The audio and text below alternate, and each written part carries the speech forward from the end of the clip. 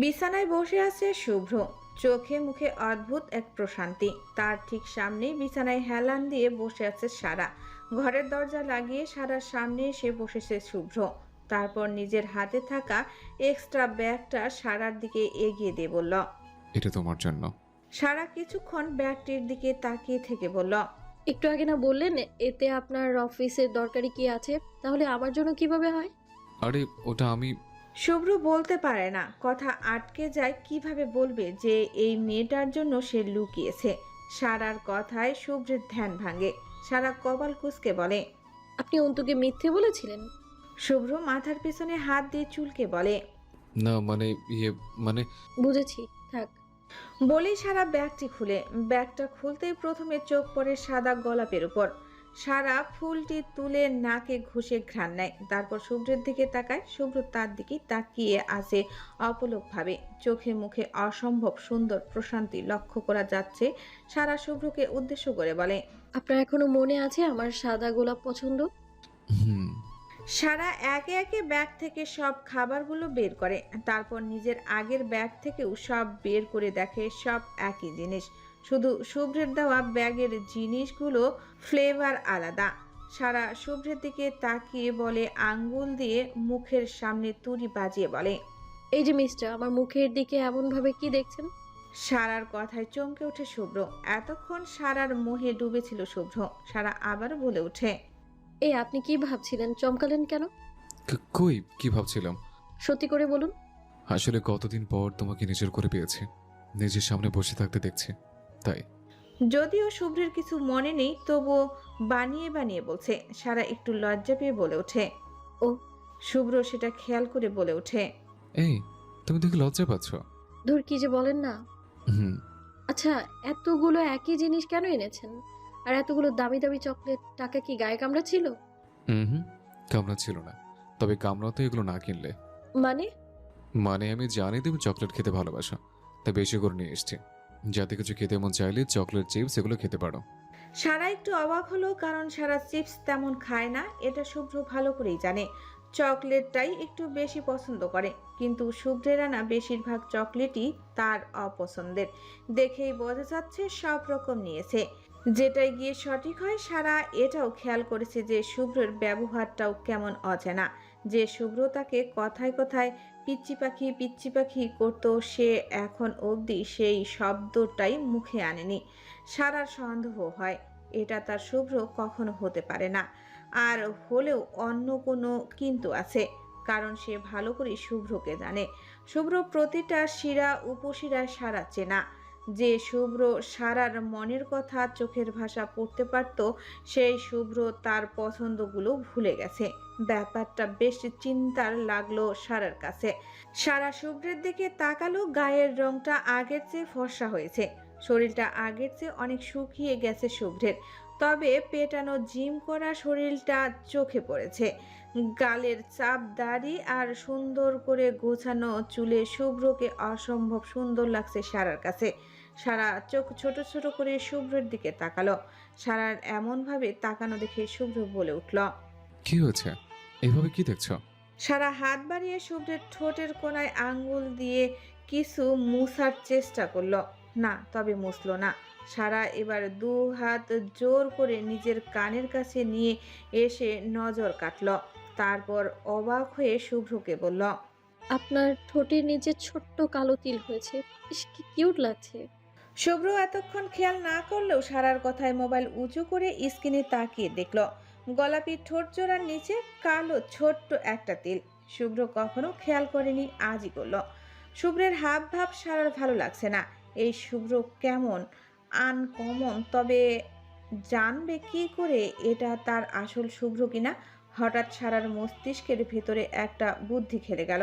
সাথে সাথে সে শুভ্রকে জিজ্ঞেস করে উঠল। আচ্ছা, আমি তো আপনার স্ত্রী। আপনি আমায় ভালোবাসেন? শুভ্র কোনো কিছু না ভেবেই সারার মুখের দিকে তাকিয়ে বলে উঠল। হুম। আপনি ভালোবাসেন আমায়?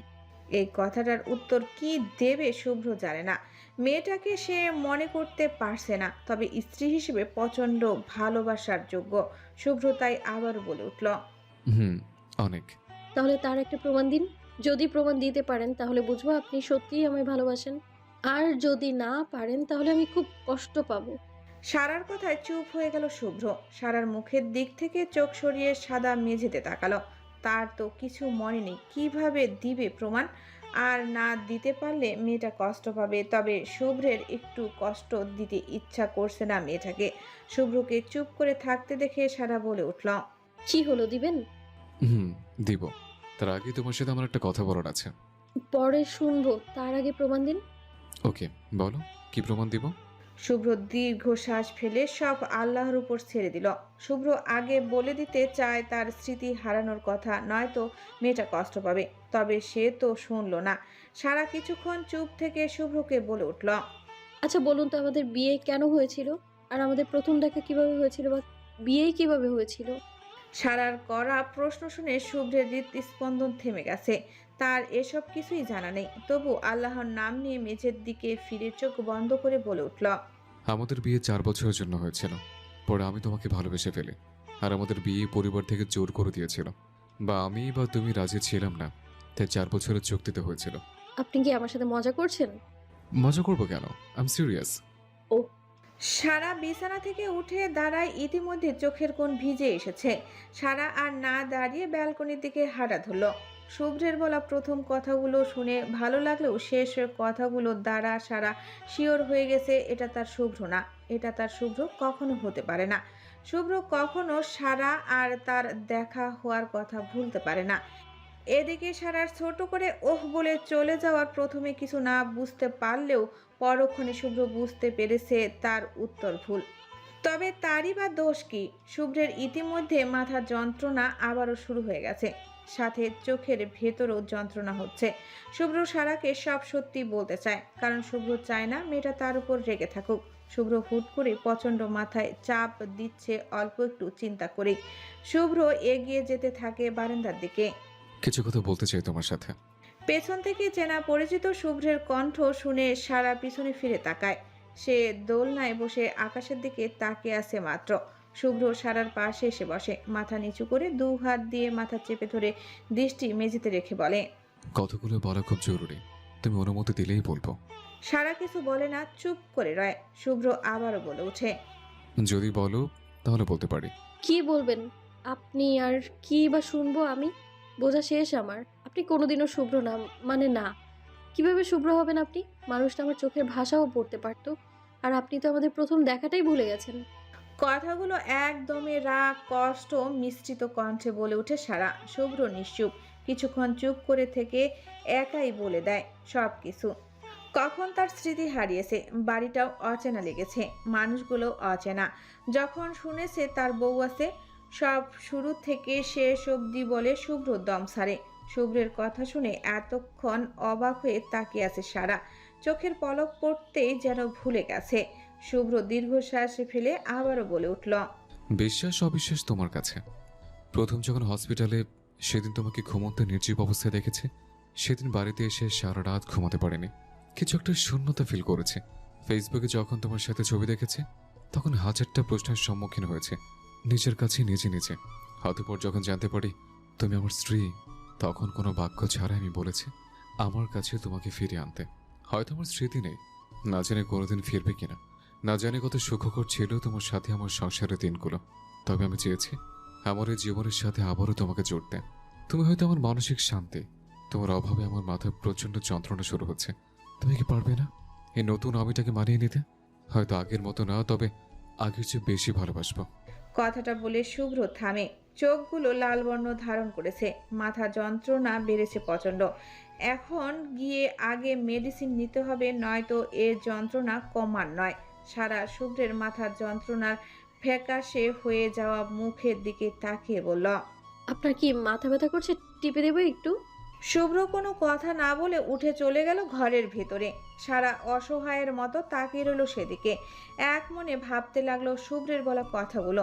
ভাবতেই মন খারাপ হয়ে যায় সারার। শুভ্র আসলেই তার এবং তার পুরনো সব স্মৃতি ভুলে গেছে। আবার খুশিতেও মন নেচে ওঠে, কারণ শুভ্র সব ভুলে গেলেও বাবার মুখে নিজের স্ত্রীর কথা শুনে তাকে অস্বীকার করেনি। হয়তো এটাই সারা অনেক বেশি আঘাত পেত। তবে আজকের শুভ্রের বলা কথাগুলো সারার মনের ভেতরে গিয়ে আটকিয়েছে। আসলেই হয়তো শুভ্রের মতো মানুষ হয় না, খুব ভালোবাসতে পারে হয়তো তারা, না হলে কিভাবে বলে আগের মতো না, কিন্তু আগের চেয়ে বেশি ভালোবাসবো। শুভ্র রুমে এসে ঔষধ নিয়ে বিছানায় শুয়ে পড়ে। একটু বেশি চাপ দিলেই মাথা যন্ত্রণা শুরু হচ্ছে। ডাক্তার বলেছে ফুল টেনশন ফ্রি থাকতে। সারা আর ভাবতে পারছে না। উঠে চলে আসে ঘরে। ঘরে এসে দেখতে পায় টান টান হয়ে চোখের উপর এক হাত দিকে বিছানায় শুয়ে আছে শুভ্র। মুখের ভাবভঙ্গি বোঝা যাচ্ছে না তার। সারা এগিয়ে আসে বিছানার দিকে। শুভ্র কপাল কুঁচে দাঁতে দাঁত চেপে ব্যথা সহ্য করছে। সারার বুকে গিয়ে লাগে যেন এই যন্ত্রণা। সারা কোনো কথা বলল না, এগিয়ে গিয়ে শুভ্রের মাথার কাছে বসে। কাপা কাপা হাতে বালিশ থেকে টেনে নিল শুভ্রের মাথাটা নিজের কোলে। যদিও বেশ বেগ পেতে হয়েছে সারার। সারা নিজের হাত দিয়ে আস্তে আস্তে পরম আবেশে মাথা টিপে দিতে থাকলো। শুভ্র ওষুধ খাওয়া আর সারার মাথা টিপে দেওয়ার কারণে ধীরে ধীরে ঘুমিয়ে গেল। চোখ মুখে অদ্ভুত এক ধরনের মায়া। শুভ্র ঘুমন্ত মুখের দিকে তাকিয়ে সারার আর উঠতে ইচ্ছা করলো না। শুভ্রের মাথা টিপতে টিপতে বিছানার সাথে হেলান দিয়ে সারাও ঘুমিয়ে পড়ল। এশার আজান হয়েছে কিছুক্ষণ আগে। নামাজ শেষ করে তালুকদার বাড়ির ড্রয়িং রুমের সোফায় বসে আছে ফারুক তালুকদার, আনিস তালুকদার ও আফজাল আহমেদ। বেশ খোশ গল্পে জমে গেছে তারা। গল্পের প্রধান উৎস শুভ্র আর সারা। নীলুফা ইয়াসমিন, সুমনা ও আনিতা বেগমের সাথে হাতে হাতে কাজ করে দিচ্ছেন। শ্রাবণ গিয়েছে কাজই নিয়ে আসতে, আর অর্ক আর অন্তু গিয়েছে মিষ্টি কিনতে। শুভ্র নিজের ঘরে এখনো বসে আছে, সব কিছু তার মাথার উপর দিয়ে যাচ্ছে মনে হচ্ছে। অহনা আর আনিশা মিলে সারাকে সাজাচ্ছে। যদিও বিয়েটা ঘরোয়াভাবে হবে, তবু কোনো কমতি রাখতে চায় না ফারুক তালুকদার। সারার 18 বছর হলে তখন বড় অনুষ্ঠান করবে। সারার চোখে হাসি, মনটাও ফুরফুরে। সারা ভাবতে লাগলো কিছুক্ষণ আগের ঘটনা, ডুব দিল ক্ষণিকের কল্পনায়। আসরের পরপরই সারা সবার সামনেই জিজ্ঞাসা করে শুভ্রের বলা কথাটা। প্রথমে সবাই চুপ হয়ে গেলেও শুভ্রের মাথা নিচু করে সারার পাশে দাঁড়িয়ে থাকা দেখে সবাই বলে দেয়। সেই মুহূর্তে সারার চোখ বেয়ে টপ টপ করে নোনা জল পড়ছিল। সেই মুহূর্তে শুভ্র সারাকে সবার সামনে নিজের বাহুতে জড়িয়ে কান্না থামাতে বলে, ভয়ে ভয়ে ফারুক তালুকদারের কাছে আবদার করে বসে। আব্বু, আমি চাই ওর সাথে আমার বিয়েটা আবার হোক। ওর সাথে যে চুক্তি ছিল সেটা সম্পূর্ণ বাতিল হোক। যেহেতু আমার কিছু মনে নেই, সেহেতু সারাকে আমি আমার এই নতুন জীবনে নিজের স্ত্রী হিসেবে স্বীকৃতি দিতে চাই। যদিও সে আমার স্ত্রী, তবুও আমার মনে কোথাও একটা ফাঁক থাকবে যে আমাদের বিয়ের কথা আমার মনে নেই। সেজন্য আমি চাই আমাদের বিয়েটা আবার দাও, আর সেটা যত তাড়াতাড়ি সম্ভব। কথাটা বলে থামে শুভ্র। শুভ্র ভেবেছিল এই বুঝি তার বাবা তার উপর চিৎকার দেবে, কিন্তু না। ফারুক তালুকদার হেসে শুভ্রের উদ্দেশ্যে বলে ওঠেন, আমি নিজেও চেয়েছি এটা হোক, কিন্তু তোমার উপর জোর করতে পারিনি, তোমার পরিস্থিতি মাথায় রেখে। তবে যেহেতু মুখ ফুটে চেয়েছো, তাই আমিও চাই সবার আদরের ছোট্ট মেয়েটাকে আবারও তোমার করে দিতে। ফারুক তালুকদার এবার সারার দিকে তাকিয়ে বলেন। সারার বাড়ির সবাইকে আসতে বলো, আজ রাতে বিয়ে হবে। তারপর একে একে ফারুক তালুকদার সবাইকে সবার কাজ বুঝিয়ে নিজেও বেরিয়ে গেলেন বাইরে। সারার ভাবনার মাঝেই আনিশা একটু ধাক্কা দিয়ে বলে উঠল, কি ব্যাপার ভাবি? কি মাত্র কি আমার ভাইয়ের ভাবনায় ডুবে যাচ্ছ? আনিশার ধাক্কায় সারার ধ্যান ভাঙে। নিজেকে সামলে নিয়ে বলে, তুমি আমাকে ভাবি বলছো কেন? আনিশা এবার হাসলো, তারপর হেসে ফিসফিস করে বলল, অনেক কারণ আছে মাই কিউটি ছোট্ট ভাবি। উহ, না, আমাকে তুই করে বলবা আর সারা বলেই ডাকবা। নয়তো ভালো লাগবে না শুনতে। সারার কথায় আনিশা একটু মন খারাপ করে বলল, নাম ধরে ডাকতে পারি, তবে দুই করে না, কারণ শ্রাবণ। কথাটা বলতে গিয়ে থেমে যায় আনিশা। সারা ভ্রুকুসকে বলে, শ্রাবণ কি? আরে কিছু না, ওরও তো কথা বলা শিখছে, তাই তুই করে বললেও তো সবাইকে তুই বলবে। ও আচ্ছা। তোমার নাম ধরে ডাকবো। যতই হোক ছোট ভাইয়ের বউ মানে আমার ভাবি। ননদিনী ভালো হও। সারার কথায় শব্দ করে হাসে আনিশা। সারাও হাসে।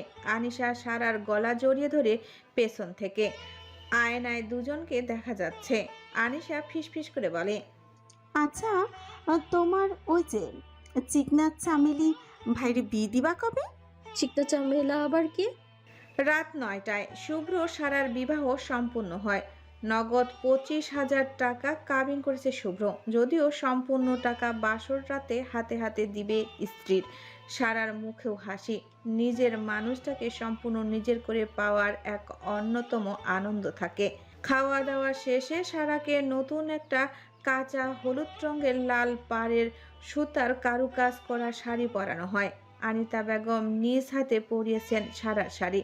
সারার হাতে দুটো স্বর্ণের বালা পরিয়ে গলায় সুন্দর একটা চেন পরিয়ে দিয়েছে। মাথার চুল দুভাগ করে সিথি কেটে খোপায় বেলি ফুলের মালা। আজ অনেক দিন পর সারাকে একেবারে বউ বউ লাগছে। শুভ্রের রুমটা ফুল দিয়ে সাজানো হয়েছে। বিয়েটা ধুমধাম করে না হলেও আয়োজনের কোনো কমতি রাখেনি ফারুক তালুকদার। যদিও নিজের বোন আর একমাত্র মেয়েকে দূরে রেখে আনন্দ করতে ভালো লাগছে না, তবুও তিনি বেশ খুশি। শুভ্র, অর্ক আর শ্রাবণ এক ঘরে বসে আছে।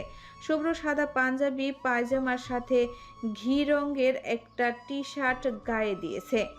এদিকে অর্কের মাথায় হাত, ভবিষ্যৎ চিন্তা করে। সারাকে অনেক আগে শুভ্রের ঘরে বসিয়ে রেখে আসা হয়েছে, শুধু শুভ্রের যাওয়া বাকি। অন্তু এসে উপরে যেতে বললে শুভ্র সাথে সাথে দাঁড়িয়ে যায়। এদিকে শুভ্রের সাথে অর্কও দাঁড়িয়ে যায়। শুভ্রের পা থেকে মাথা অবধি পরোক্ষ করে শুভ্রের কানে কানে বলে, দোস্ত, আমার বোনটা কিন্তু অসুস্থ। নিজের শক্তির দেখানোর প্রয়োজন নেই, এখন সুস্থ হোক তারপর না হয়। শুভ্র চোখ টেরা করে অর্কের দিকে তাকিয়ে বলে, ফার্স্ট, আজ থেকে আমি তোর দুলাভাই আর তুই আমার শালা। সো আজ থেকে এসব বকবক বন্ধ কর। দেখ দোস্ত, তোর বউকে দেখা শালা, আমার বউ ওয়েট করছে। বলেই শুভ্র হাঁটা শুরু করে। এদিকে অর্ক মাথায় হাত দিয়ে কপাল চাপড়ে বলে, আল্লাহ কি যে হবে, এই পোলারে দিয়ে বিশ্বাস নেই। অর্কের পেছন থেকে শ্রাবণ হেসে বলে, চিন্তা নেই, শুভ্রর মতো কেয়ার সবার অন্য কেউ করতে পারবে না। আর ওদের স্বামী স্ত্রীর ব্যাপার ওরা বুঝে নিক, তুই উপরে চল। শুভ্রের ঘরের দরজার বাহিরে থেকে লাগিয়ে দরজার সামনে দাঁড়িয়ে আছে অহনা, আনিশা, অন্তু, অহনার কোলে অরু। শুভ্র ঘরের দরজার সামনে আসতেই পথ আটকে দাঁড়ায় তারা। শুভ্রের পিছু পিছু অর্ক আর শ্রাবণও পেছনে এসে দাঁড়ায়। অহনাদের দাবি নগদ 30,000 টাকা দিয়ে বউয়ের মুখ দেখতে হবে। বাড়ির বড়রা এসবের ভেতরে নেই। ছোটরা আনন্দ করছে এই একদিনই, তাই কিছু বলেনি। শুভ্র সবার দিকে তাকিয়ে বলে, 500 দিব, ঢুকতে দেবে কিনা? একদম না দেবর মশাই। তোমরা যদি আমার বউকে না রেখে অন্য কিছু রাখো ঘরে? বিশ্বাস না করলে করার কিছু নেই, টাকা না দিলে ঘরের দরজা খুলবো না। শুভ্র পড়ল বিপাকে। এদিকে শ্রাবণ কিছু বলবে বলে উদ্যক্ত হতেই অহনা বলে ওঠে, তুমি কিছু বললে তুমি আজ রুমের বাইরে ঘুমাবে, আমি আমার মেয়েকে নিয়ে রুমের দরজা লাগিয়ে দিব। ব্যাস, শ্রাবণকে আর পায়কে। সাথে সাথে চুপ হয়ে গেল। শ্রাবণকে চুপ করে থাকতে দেখে শুভ্র ভ্রু কুঁচকে শ্রাবণের দিকে তাকিয়ে বলল, কিছু কর না রে ভাই, আমার বোর্ডের ভিতরে একা ভয় পাবে। শ্রাবণ আবারও কিছু বলতে যাবে, ঠিক তখনই অহনা আবারও বলে ওঠে, দেবর মশাই, তোমার ভাই কিছু বললে তার কপালে কষ্ট আছে, কিছু বলে দেখুক না। অহনা কথাটা বলার সাথে সাথে শ্রাবণ অহনার কোল থেকে অরুকে নিয়ে শুভ্রের দিকে তাকিয়ে বলে উঠল, গুড নাইট ভাই, তোর বাসর করতে ইচ্ছে হলে করিস, নয়তো দাঁড়াই থাক। তবে আমি আমার মেয়েকে ছাড়া রুমের বাইরে থাকতে পারবো না, গেলাম আমি। বলেই শ্রাবণ নিজের রুমে ঢুকে গেল। শ্রাবণের কাণ্ড দেখে সবাই হেসে ওঠে। এদিকে শুভ্র বিড়বিড় করে বলে ওঠে, সব মির্জাফর, কেউ সাহায্য করে না। অর্ক শুভ্রের কাঁধে হাত দিয়ে বলে, তুই যদি আমারে 5,000 দিস তবে এদের সরিয়ে দিচ্ছি। শালা, তুই টাকা চাস? লজ্জা করো না? অর্ক কপাল উঁচু করে বলে, কিসের লজ্জা? দুলাভাইয়ের পকেট খালি করতে। দুলাভাই, কথাটা অর্ক রসিকতার কণ্ঠে বলে। অর্কের দিকে তাকিয়ে আনিশা বলে ওঠে, কি গো বিআই সাহেব, যদি আপনি আমাদের দলে যোগ দেন তবে আপনারে অল্প একটু ভাগ দিতে পারি। আমারে দেখে কি আপনার ঘুষখোর মনে হয় বিয়ান সাহেবা? অর্ক কথাটা বেশ ভাব নিয়ে বলে। শুভ্র এবার বুক ফুলিয়ে বলে, এ আমার শালা কারো কাছ থেকে ঘুষ খাবে না। শুভ্রর কথায় আনিশা আবারও অর্ককে বলে ওঠে, 4 ভাগ করে 8,000 আপনাকে দিব, বলেন রাজি কিনা? বললাম তো, আমার শালা ঘুষ খায় না। আপনি যখন এমন করে বলছেন বিয়ান সাহেবা, তখন আমি রাজি। বলেই শুভ্রের মুখ ভোঁতা করে অর্ক আনিশার পাশে গিয়ে দাঁড়ায়। সবাই এক দফা আবারও হেসে ওঠে। শুভ্র দাঁত কিরমির করে বলে ওঠে, শালা মির্জাফর, আমার মুখ ভোতা করে দিলি। সবার জড়াজড়িতে নগদ 10,000 হাতে দিল আর বাকি টাকা সকালে দিবে বলে ঘরে ঢুকলো শুভ্র। ঘরে ঢুকেই আগে ভেতর থেকে সব দরজা সিটকিনি লাগিয়ে দরজা জানালার পর্দা লাগিয়ে দিয়েছে। খাটের নিচে সোফার পেছন সব চেক করে এসেছে। সারার সামনে বসলো। বেশ কিছুক্ষণ পর একটা জোরে ধমক দিয়ে শুভ্র সারা লম্বা ঘোমটা তুলে হাত দিয়ে থুতনি উঁচু করে নিজের দিকে ফেরায়। সারার মায়াবী মুখ দেখে শুভ্রের হৃৎস্পন্দন থেমে যায়। শুভ্র মনে মনে আওড়ায়, মাশাল্লাহ।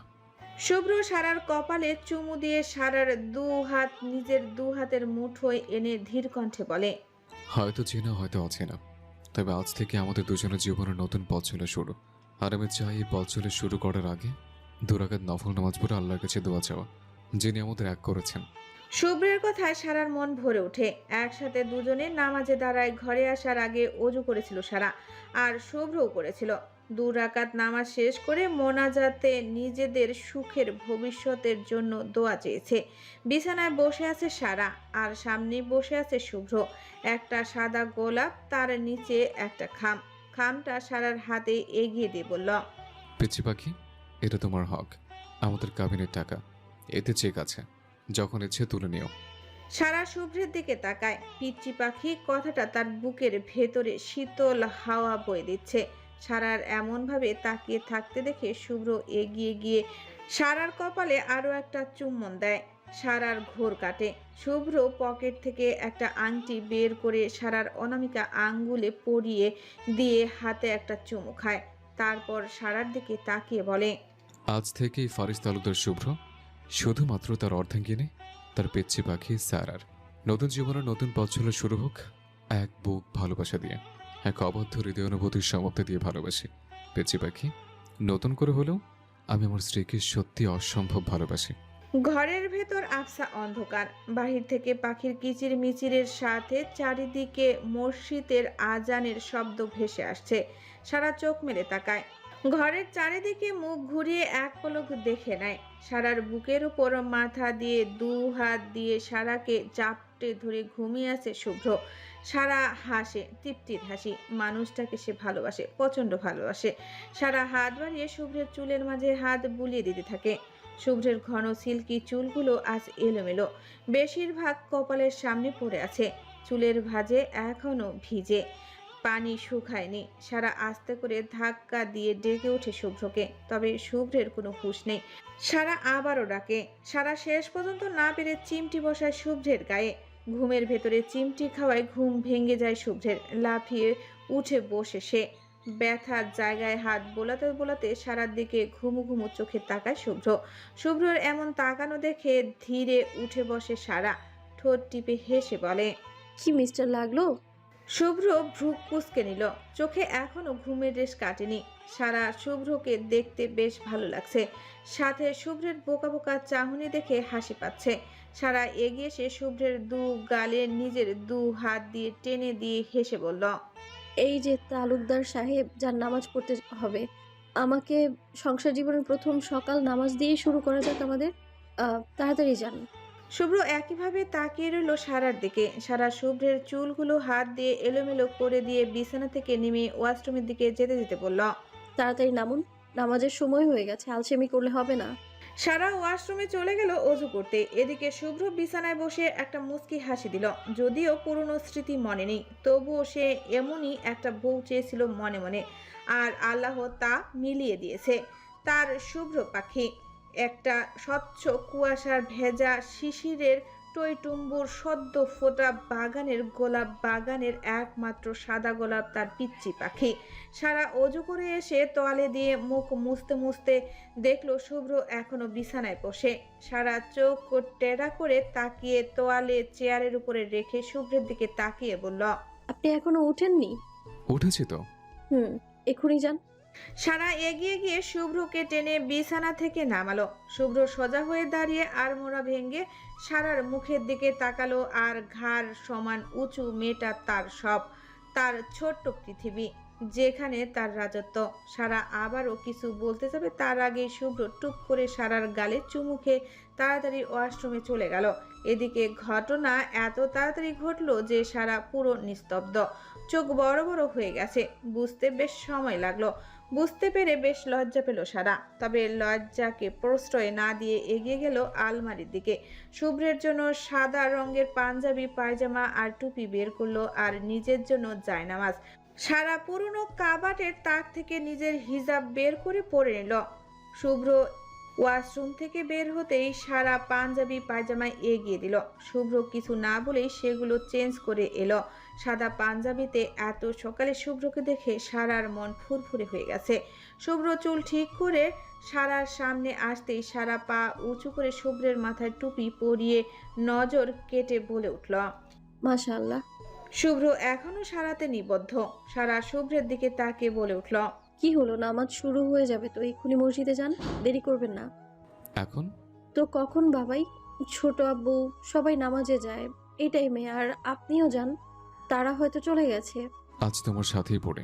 সারা এবার ভ্রু কুঁচকে দু হাত কোমরে ভাঁজ করে দাঁড়িয়ে শুভ্রের দিকে তাকিয়ে বলে উঠল, আপনি যাবেন কিনা, আর না গেলে আমি রুম থেকে চলে যাব, 1 মাস পর আসবো।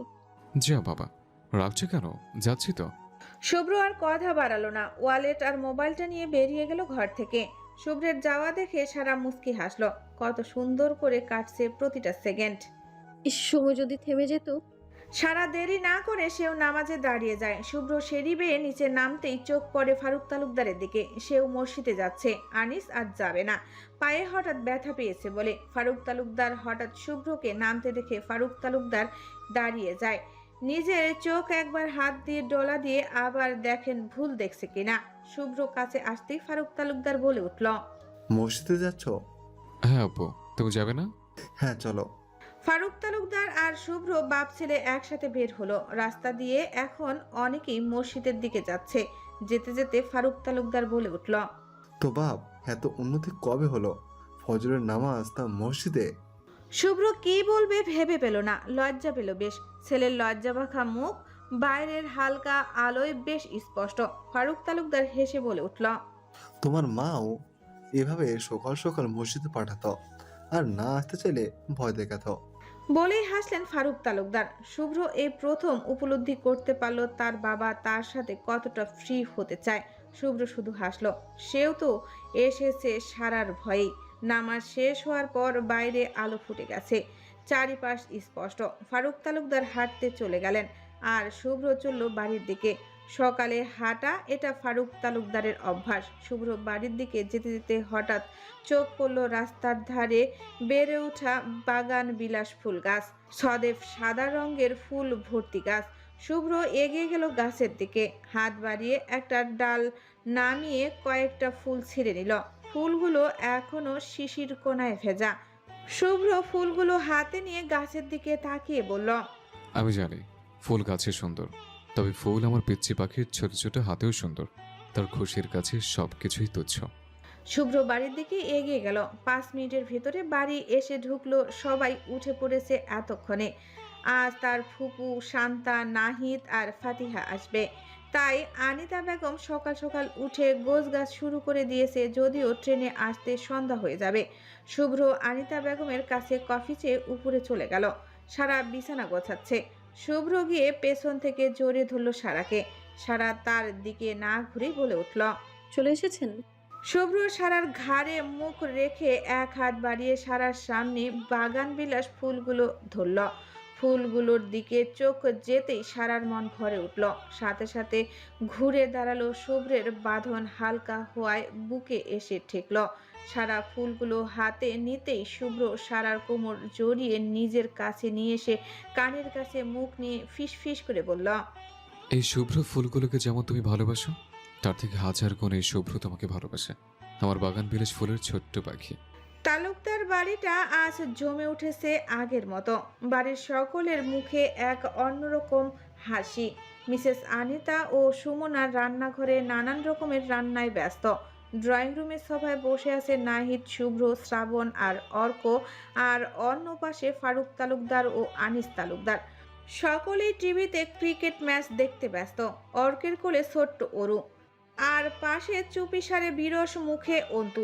যদিও অন্তু এখানে আসে বোঝার উপায় নেই কারণ সে আজ চুপচাপ। অহনা ঘরে বসে আছে, ফাতিহা, আনিশা, শান্তা, সারা আর অহনা গল্পে মত্ত তারা। গল্পের মূল প্রেক্ষাপট শান্তার সংসার জীবন। শান্তা এখন সুখেই আছে। প্রথম দিকের জীবনটা নষ্টে গেলেও এখন আল্লাহ সুখ দিয়েছে। জোহরের নামাজ পড়ে বাড়ি ফিরেছে সকলে। আনিতা বেগম ছেলেদের আগে খেতে বসিয়েছে। ছেলেরা উঠলে পরে মেয়েরা বসবে। একে একে সবাই খেয়ে উঠেছে। খাওয়ার পর ড্রয়িং রুমে সোফায় আড্ডা দিতে বসেছে সকলে। সবার আড্ডা দেওয়ার মাঝে ফারুক তালুকদার গলা ঝাড়া দিলেন। সাথে সাথেই সবাই চুপ হয়ে গেল। ফারুক তালুকদার আবার গলা ঝেড়ে পরিষ্কার করে বলে উঠলেন, এখানে সবাই উপস্থিত, তাই আমি এখন কথাটি বলছি। বাবা হিসেবে এই সিদ্ধান্ত নেওয়ার সম্পূর্ণ অধিকার আমার আছে। ফারুক তালুকদারের কথায় আগামাথা কেউ বুঝলো না। সবাই একে অন্যের দিকে তাকাতাকি করে আবারও ফারুক তালুকদারের দিকে তাকালো। ফারুক তালুকদার ধীর অথচ গম্ভীর কণ্ঠে বলল, আমার বন্ধু হাবিব ছোট থেকে একসাথে বড় হওয়া প্রায়। ওর বড় ছেলে আজিম বিদেশ থেকে ইঞ্জিনিয়ারিং শেষ করেছে। এটুকু বলে থামলেন ফারুক তালুকদার। সবাই উৎসুক হয়ে ফারুক তালুকদারের দিকে চেয়ে আছে। ফারুক তালুকদার আবার বলে উঠল, আমি ফাতিহার সাথে আজিমের বিয়ে ঠিক করেছি। যদিও হাবিব আগে থেকেই ফাতিহাকে পছন্দ করে এসেছে ছেলের বউ হিসেবে। আজ ফাতিহাকে ওরা পুরো পরিবার দেখতে আসবে। পছন্দ হলে আজই বিয়ে পড়িয়ে বাড়ি তুলবে। ছেলে 1 সপ্তাহ পর চলে যাবে। যাওয়ার 1 মাসের ভিতরে মেয়েকেও নিয়ে যাবে। ফারুক তালুকদার কথা শেষ করতেই সবাই একসঙ্গে বলে ওঠে, কি? যা বললাম এটাই শেষ কথা। ওরা সন্ধ্যা 7টায় আসবে। তোমরা তাদের আপ্যায়নের ব্যবস্থা করো। আমি চাই না তাদের আপ্যায়নে কোনো ত্রুটি থাকুক। আর ফাতিহা মানলেও বিয়েটা হবে, আর না মানলেও হবে, তাই মেনে নেওয়া ভালো। সবাই এবার ফাতিহার মুখের দিকে তাকায়। তবে সে নিশ্চুপ, কোনো কথা বলেনি, ভাবলীন ভাবে বসে আছে। ফাতিহা অনেকক্ষণ চুপ থেকে মাথা নিচু করেই বলল, আমাকে তাহলে এই জন্যই তাড়াতাড়ি এনেছেন বাড়িতে? হুম। ফারুক তালুকদারের নির্লিপ্ত উত্তর। ফাতিহা আর কিছু বলার আগেই ফারুক তালুকদার বলে ওঠে, তুমি কি রাজি? আপনি জানেন, বা এই বাড়ির সবাই জানে, আমি আপনাদের মুখের উপর কোনো কথা বলি না। সেজন্য আপনি যা করেছেন তা নিশ্চয়ই আমার ভালোর জন্য। সেজন্য আমি রাজি। আলহামদুলিল্লাহ। বেশ কয়েকজন বলে উঠল। তবে সবার মুখে হাসি ফুটলেও সারার মনে খটকা লাগলো। সারা যতটুকু চিনেছে জানে ফাতিহা এতটা চুপচাপ স্বভাবের মেয়ে না। এর ভেতরে বড় কোনো ঘাবলা আছে। তবে সারার আর ভাবা হলো না। ফারুক তালুকদারের কথা মতো সবাই সবার কাজে লেগে পড়ল। ফাতিহা চলে এলো এবার নিজের ঘরের সাথে অহনা, শান্তাও এলো। সারাকে শুভ্র ঘরে ডেকেছে তাই গিয়েছে। আর আনিশা ছাদে গিয়েছে আচারের বয়ামগুলো আনতে। আনিতা বেগম ও সুমনা বেগম সন্ধ্যার নাস্তার প্রস্তুতি নিচ্ছে। শ্রাবণ, নাহিদ, অরু, অন্তু, ফারুক তালুকদার আর আনিস তালুকদার বসে বসে আবারও ম্যাচ দেখছে। কিছুক্ষণ পর পর অরু হাতে থাকা চকলেটটায় কামড় বসাচ্ছে। আনিশা ছাদে এসে বসে বসে বয়ামগুলোর মুখ লাগাচ্ছে। মিসেস সুমনা বেশ ভালো আচার বানায়, সেগুলো রোদে দিয়েছে। পুরো বাড়ির বেশ পছন্দ। আনিশার 3 পিসের ওড়নাটা মাথা থেকে পড়ে গিয়েছে, চুলগুলো বাতাসে ঝুলছে। ওড়নার এক পাশে ছাদের মাটির সাথে লেগে আছে, সেদিকে আনিশার কোনো খেয়াল নেই। সে এখন বেশ খুশি ফাতেহাপুর বিয়ের জন্য। বিয়ে মানেই আনন্দ উল্লাস, আর এই আনন্দকে উপভোগ করতে চায় মন ভরে আনিশা। ছাদের গেটে এসে সেই কখন দাঁড়িয়েছে অর্ক। ঠোঁট টিপে হাসছে সে। আনিশার কানের ছোট্ট দুটো ঝুমকো ভিন্ন ভিন্ন রঙের পাথর বসানো, বিকেলের রোদের আলোয় ঝলমল করছে। মৃদু আলোয় খোলা চুলগুলো উঠছে। অর্ক বেশ খানিকক্ষণ সেদিকে তাকিয়ে থেকে নীল সাদা মেঘের আকাশের দিকে তাকে গুনগুনিয়ে গিয়ে উঠল, এই যে মিস্টার সুরহীন গায়ক, পথটা ছাড়লে যেতে পারতাম। ছাড়বেন নাকি ধাক্কা দিয়ে ফেলে দিব? আনিশার কথায় চমকে উঠে অর্ক। এতক্ষণ যেন অন্য জগতে চলে গিয়েছিল, নিজের এক মায়াবী রাজ্যে। অর্ককে ভাবতে দেখে আনিশা আবারও বলে উঠল, এই যে মিস্টার। অর্ক আবারও চমকে উঠে দ্বিতীয় দফায়। আনিশা এবার না হেসে পারে না। আনিশার হাসি দেখে অর্ক ভ্রুকুসকে বলে, খবরদার, মেহমানের সামনে এভাবে হাসিও না। পেতনিমার্কা হাসি দেখে ওরা রকেটে চড়ে পালাবে। কি বললেন? তুমি কি কানে কম শোনো? এই যে দেখুন। বিয়ের পর দেখবো। মানে? অর্ক সাথে সাথে দাঁত দিয়ে জিভ কাটে, কি বলতে গিয়ে কি বলে ফেলেছে। লজ্জায় শেষ হবে এখন। আনিশা কপাল কুঁচকে বলে, এই চিকনি চামেলি কি বললেন আপনি? চিকনি চামেলি কে? আপনি ছাড়া আর কে? শ্রাবণকে? ধুর, শ্রাবণ ভাইয়ের মতো বডি তো আর আপনার নেই। তোমার কি বডি পছন্দ নাকি কেশপতি? অর্ক ঠোঁটে মুচকি হাসি টেনে বলে। আনিশা কিছু বলতে যাবে, তার আগেই নিচ থেকে আনিশার ডাক আসে। আনিশা আর এক মুহূর্ত দেরি না করে ধাক্কা দিয়ে সরিয়ে নিচে নেমে যায়। এদিকে অর্ক ছাদের গেটে দাঁড়িয়ে মাথায় হাত বুলায় আনিশার যাওয়ার পানে তাকিয়ে। তবে হঠাৎ করে অর্কের হাসি খুশি মনটা চুপসে যায়। হ্যাঁ, সে একটু চিকন, তবে তারও বডি আছে, সিক্স প্যাক আছে। হ্যাঁ, শ্রাবণের পেশিবহুল শরীর, কিন্তু তার নেই। তবে কি আনিশার অমন পছন্দ, নাকি তাকে রাগানোর জন্য বলল? অর্ক ভেবে পায় না। ছাদের গেট লাগিয়ে সেও নিচে চলে আসে। মনে মনে শ্রাবণের জন্য একটু একটু হিংসা তৈরি হয় অনিচ্ছা সত্ত্বেও। অর্ক হাসে মেয়েদের মতো, তারও হিংসা হচ্ছে হুট করে আনিশার মুখে শ্রাবণের কথা শুনে। অর্ক ভেবে পায় না সত্যি কি আনিশাকে মন দিয়ে বসলো। কই, সেদিন তো ফাতিহার সাথেও কথা বলেছে, কত সময় কাটিয়েছে, নিজের মেয়ে কাজিনদের সাথেও মিশেছে, তাদের মুখে অন্য পুরুষের হাজার প্রশংসা শুনেছে। কই, এমন তো হিংসে হয়নি। তারাও তো তাকে মিন করে বলেছিল। কিন্তু আনিশার বেলায় এমন হওয়ার কারণ কি? অর্ক সিঁড়ি দিয়ে নামতে নামতে অনেকক্ষণ ভাবে। কিছু একটা ভাবতেই ঠোঁটে মিষ্টি হাসি হেসে হানা হয়। এগিয়ে যায় শুভ্র আর তার বোনের ঘরের দিকে।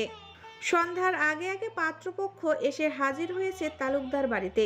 মেয়ে দেখে তাদের এক কথায় পছন্দ হয়ে গেছে। ছেলে মেয়ের একসাথে কথাও বলিয়েছে। রাত 11টায় বিয়ে। আজিমের স্বভাব চরিত্র ভালো হলেও একটু বেশি রকচটা ছেলেটা। যা লাগবে তার সেটা লাগবেই, বা কোনো জিনিসে চোখ গেলে সেটা নিয়েই ছাড়ে। ড্রয়িং রুমে সবাইকে নাস্তা করতে দেওয়া হয়েছে। সারা আর অহনার কাছে ফাতিহার সাজানোর ভার এসে পড়েছে। তারা দুজা মাথা পেতে নিয়েছে। আনিশা ঘরে বসে আছে চুপচাপ। মনের ভেতরে একটা পুরুষের আনাগোনা শুরু হয়ে গেছে। যদিও আনিশা ব্যাপারটা মাথা থেকে ঝেড়ে ফেলতে চাচ্ছে, তবুও কেন জানি মাথায় ঘুরছে। এদিকে বাড়ির সামনের বাগানে দোলনায় বসে দোল খেতে খেতে মাথা নিচু করে অর্ক নিজের মনের অনুভূতির কথা শুভ্রকে বলছে। যদিও অর্ক ভেবেছে শুভ্র রাগ করবে, তাই আগেই বলে দিয়েছে। দেখ দোস্ত, তুই জানিস ভালোবাসা হুটহাট আসে, কখনো বলে কয়ে আসে না। আর আমার জীবনেও এসেছে। এখন আমি চাই ওকে বিয়ে করে ভালোবাসতে। তুই জানিস আমি ওকে কোনো কষ্টে রাখবো না। শুভ্র চুপ করে রইল, মুখে কোনো বুলি নেই। অর্ক মাথা উঁচু করে শুভ্রের মুখের দিকে তাকালো, কিছু একটা বোঝার চেষ্টা করে বলল, তুই কি মানতে চাচ্ছিস না? সমস্যা নেই।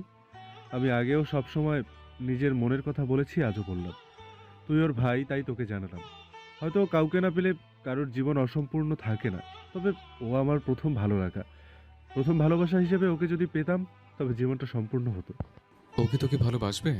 মেনে নেবে তোকে? শুভ্র আকাশমুখ হয়ে বলে উঠে কথাটি। অর্ক বেশ কিছুক্ষণ চুপ করে থেকে ধীর কণ্ঠে বলে ওঠে, আমি ওকে এখনো বলিনি, তবে বলবো তুই চাইলে। আমি জানি বড় ভাই হিসেবে তুই বেস্ট। বোনের ভালো খারাপও তুই দেখবি। শুভ্র এবার অর্কের দিকে তাকিয়ে চোখে চোখ রেখে বলল, তুই আগে ওকে বলতিস, তারপর আমাদের বলতিস, তাহলে ব্যাপারটা সুন্দর হতো। শুভ্রের কথায় অর্ক হাসে।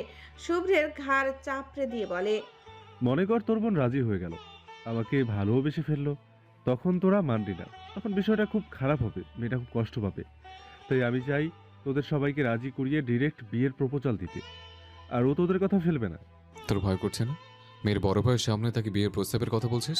শুভ্রের কথায় এবার উচ্চ স্বরে হাসে অর্ক। তারপর ভেঙ্গানো কণ্ঠে বলে, উলে লে লে লে, আমি তাও প্রেমের জালে ফাঁসাইনি, আর তুই শালা প্রেমের জালে ফাঁসাইছস কঠিন ভাবে আমার বোন রে। শুভ্র এবার অর্কের দিকে চোখ টেরা করে তাকিয়ে বলল, এই, তোর শালাকে? কে আবার? তুই অনলি মিডিয়াম থুড়ি মেজো শালা। তোর দুলাভাই লাগি আমি। আমি তোর দুলাভাই লাগি, সম্মান দে। সম্মান চাই না, দাঁড়া দিচ্ছি। শুভ্র আর অর্ক এবার খুনসুটিতে লেগে পড়ল।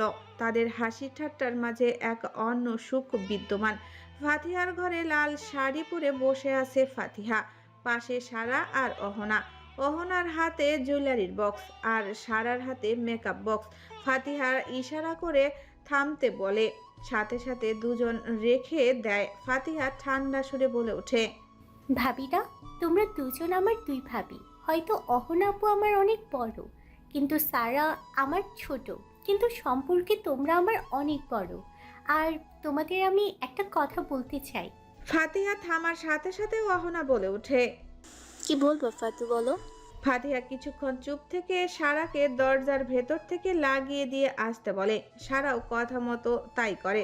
সারা এসে বসতেই ফাতিহা বলে ওঠে, তোমরা দুজনই এই বিষয়ে অবগত। আর যদি মনে করো আজকে আমি এই কথাগুলো বলছি, তার কারণও আজ বলবো। আর আমার কথা শেষ হওয়ার আগে কেউ কোনো রিয়েক্ট করবার না।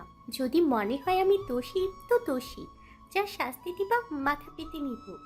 সারা আর অহনা পুরো চুপ হয়ে ফাতিহার মুখের দিকে তাকিয়ে আছে। ফাতিহা একটু থেমে বলতে শুরু করে, তোমরা নিশ্চয়ই রিহান মোল্লা বা আকাশকে চিনো, অহনা ভাবির ভাই। সে মারা গেছে। রিহানের কথা শুনতেই অহনা আর সারা দুজনে উৎসুক হয়ে ওঠে, সাথে মাথা নাড়িয়ে হ্যাঁ বদক বোঝায়। ফাতিহা এবার বলতে শুরু করে, রিহান, সে যতই খারাপ হোক না কেন, আমি তাকে প্রথম ভালোবেসেছি। হ্যাঁ, এই ভালোবাসার কোনো নাম নেই। সে শান্তাপুর সাথে ফিজিক্যাল রিলেশনে ছিল, সাথে আর অনেক মেয়ে, তাও আমার মাথা ব্যথা নেই। তবে যখন আমার পরিবার থেকে কুদৃষ্টি দিল, তখন আমার খারাপ লেগেছে। ও আমাকে, এমনকি তোমাকে নিয়েও কুমতলব এঁকেছে। তারপর আর কিছু করতে পারিনি। বাড়ির ঝামেলার কারণে জেলে যায়, তবে জেল থেকে বেরিয়ে অনৈতিক কাজ শুরু করে। তখন আমি সিকেটে আছি। আমি শুনেছি ও নারীর সাথে শিশু পাচার করে, রাস্তা থেকে মেয়েদের তুলে পতিতালয়ে বিক্রি করে দেয়। শিশুগুলোর চোখ, হাড় সব খুলে দিয়ে কড়া দামে ব্ল্যাক মার্কেটে বিক্রি করে। তখন ওর উপর তীব্র ঘৃণা আসে, আর এই ঘৃণা থেকে প্রতিশোধ নেওয়ার অনেক স্বাদ হয় আমার। তাই আমি ওকে মেরে দিয়েছি। যদিও আমি মারিনি, ওকে ওর পাপ মেরেছে। পাপীকে পাপ কখনো ছাড়ে না। ওর টাকার লোভে এতই অন্ধ ছিল যে সামনের রাস্তাও ভালো করে দেখেনি, তাই চাপা পড়ে মরেছে। আর আমি বলতে গেলে সেদিন ইচ্ছে করে ওকে ফোন দিয়েছিলাম, যখন দেখলাম ট্রাক আসছে ছুটে। যদিও শিওর ছিলাম না, তবুও কাজ দিয়েছে। আর তারপর আবার যশোরে চলে যায়। কথাগুলো বলে থামলো ফাতিহা। এদিকে অহনা আর সারা অবাকের চোখে তাকিয়ে আছে তার দিকে। অহনার মনে কোনো কষ্ট নেই, যেহেতু সে অন্যের সন্তানকে মারতে পেরেছে, তার সন্তানকেও মারত। ভাই হয়ে সংসার নষ্ট করতে পারলে সবই করতে পারত। আর এদিকে এই প্রথম ফাতিহার মুখে রিহানের প্রতি তীব্র ভালোবাসার রাগ, অভিমান দেখালো সারা। সেসব নিয়েই অবাক। সারাদের ভাবনার মাঝেই বাইরে থেকে তাড়াতাড়ি করার কথা ভেসে আসলো মনিরা তালুকদারের। তাই অহনা আর সারা নিজেদের সব চিন্তা ভাবনা বাদ দিয়ে ফাতিহাকে সাজাতে লাগলো। রাতের আকাশে তারা ঝিলমিল করছে। পূর্ণিমার চাঁদটা আজ একটু বেশি সুন্দর। লাল একটা তরতাজা গোলাপ নিয়ে দাঁড়িয়ে আছে অর্ক। অর্কের থেকে ঠিক কিছুটা দূরে দাঁড়িয়ে ছাদের রেলিং ধরে উল্টো দিকে ফিরে আকাশের দিকে তাকিয়ে আছে আনিশা। কালো চুলগুলো ছেড়ে দেওয়া। ছাদের গেট বন্ধ করেছে অর্ক। অর্কের হৃদস্পন্দনের গতি অস্বাভাবিক। অর্ক ঘামছে। ধীরে এগিয়ে গেল আনিশার পেছনে। যদিও অর্কের দেওয়া চিঠি পড়েছে আনিশা ছাদে এসেছে। অর্ক কাঁপা কাঁপা পায়ে আনিশার ঠিক এক হাত পেছনে গিয়ে আনিশাকে ডাক দিল ছোট করে। এই যে খোলা আকাশের নিচে দাঁড়িয়ে থাকা খোলা চুলের ক্যাশপতি। সাথে সাথে আনিশা ঘুরে দাঁড়ায় অর্কের দিকে। অর্ক দেরি না করে এই খোলা নীল আকাশকে সাক্ষী রেখে লাল গোলাপটা আনিশার দিকে বাড়িয়ে এক হাঁটু মুড়ে বসে মাথা নিচু করে বলে ওঠে, উইল ইউ ম্যারি মি কেশবতী? কথাটা অর্ক মাথা নিচু করেই বলে। এদিকে আনিশা অবাক। এতদিন শুনেছে মানুষ ফুল দিয়ে প্রেমের প্রপোজাল দেয়, আর অর্ক তো আরো এক ধাপ এগিয়ে এক চান্সে বিয়ের প্রস্তাব দিয়েছে। মনে কি ভয় ডর নেই? আনিশার কোনো রেসপন্স না দেখে অর্ক মাথা তুলে তাকায়। সাথে সাথে আনিশার সাথে চোখাচোখি হয়ে যায় অর্ক আর আনিশার। আনিশার লজ্জায় মাথা নুয়ে নেয়। আনিশার লজ্জা মাখা মুখ দেখে অর্ক হাসে গোপনে, তারপর আবার বলে ওঠে, ফুলটা গ্রহণ করো কেশবতী। হুম, কেন? জানি না।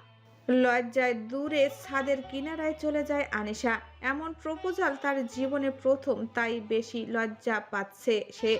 আনিশা লজ্জা পেয়ে দূরে যেতে দেখে অর্ক উঠে দাঁড়ায়, এগিয়ে যায় আনিশার দিকে। আনিশার থেকে কিছুটা দূরত্ব রেখেই বলে ওঠে, ফুলটা নিলে খুশি হতাম, আর সাথে সাথে কি? উত্তর হিসেবে হ্যাঁ ধরে নিতাম। আর যদি আমার উত্তর না হয় তখন? আনিশার কথায় চুপ করে যায় অর্ক। অর্ককে চুপ করতে দেখে আনিশার তাচ্ছিল্য হেসে কিছু একটা বলতে যাবে, তার আগে অর্ক আনিশার বাম হাত টেনে নিজের দিকে ফিরিয়ে ডান হাতে ফুল গুজে দিয়ে হিসিয়ে বলে, আম- আমার যেহেতু তোমাকে ভালো লেগেছে, তাহলে তোমাকে আমার ভালো লাগবে যে কোনো মূল্যে। তুমি চাও আর না চাও তুমি আমারই। আমি নায়কও না, আবার ভিলেনও না।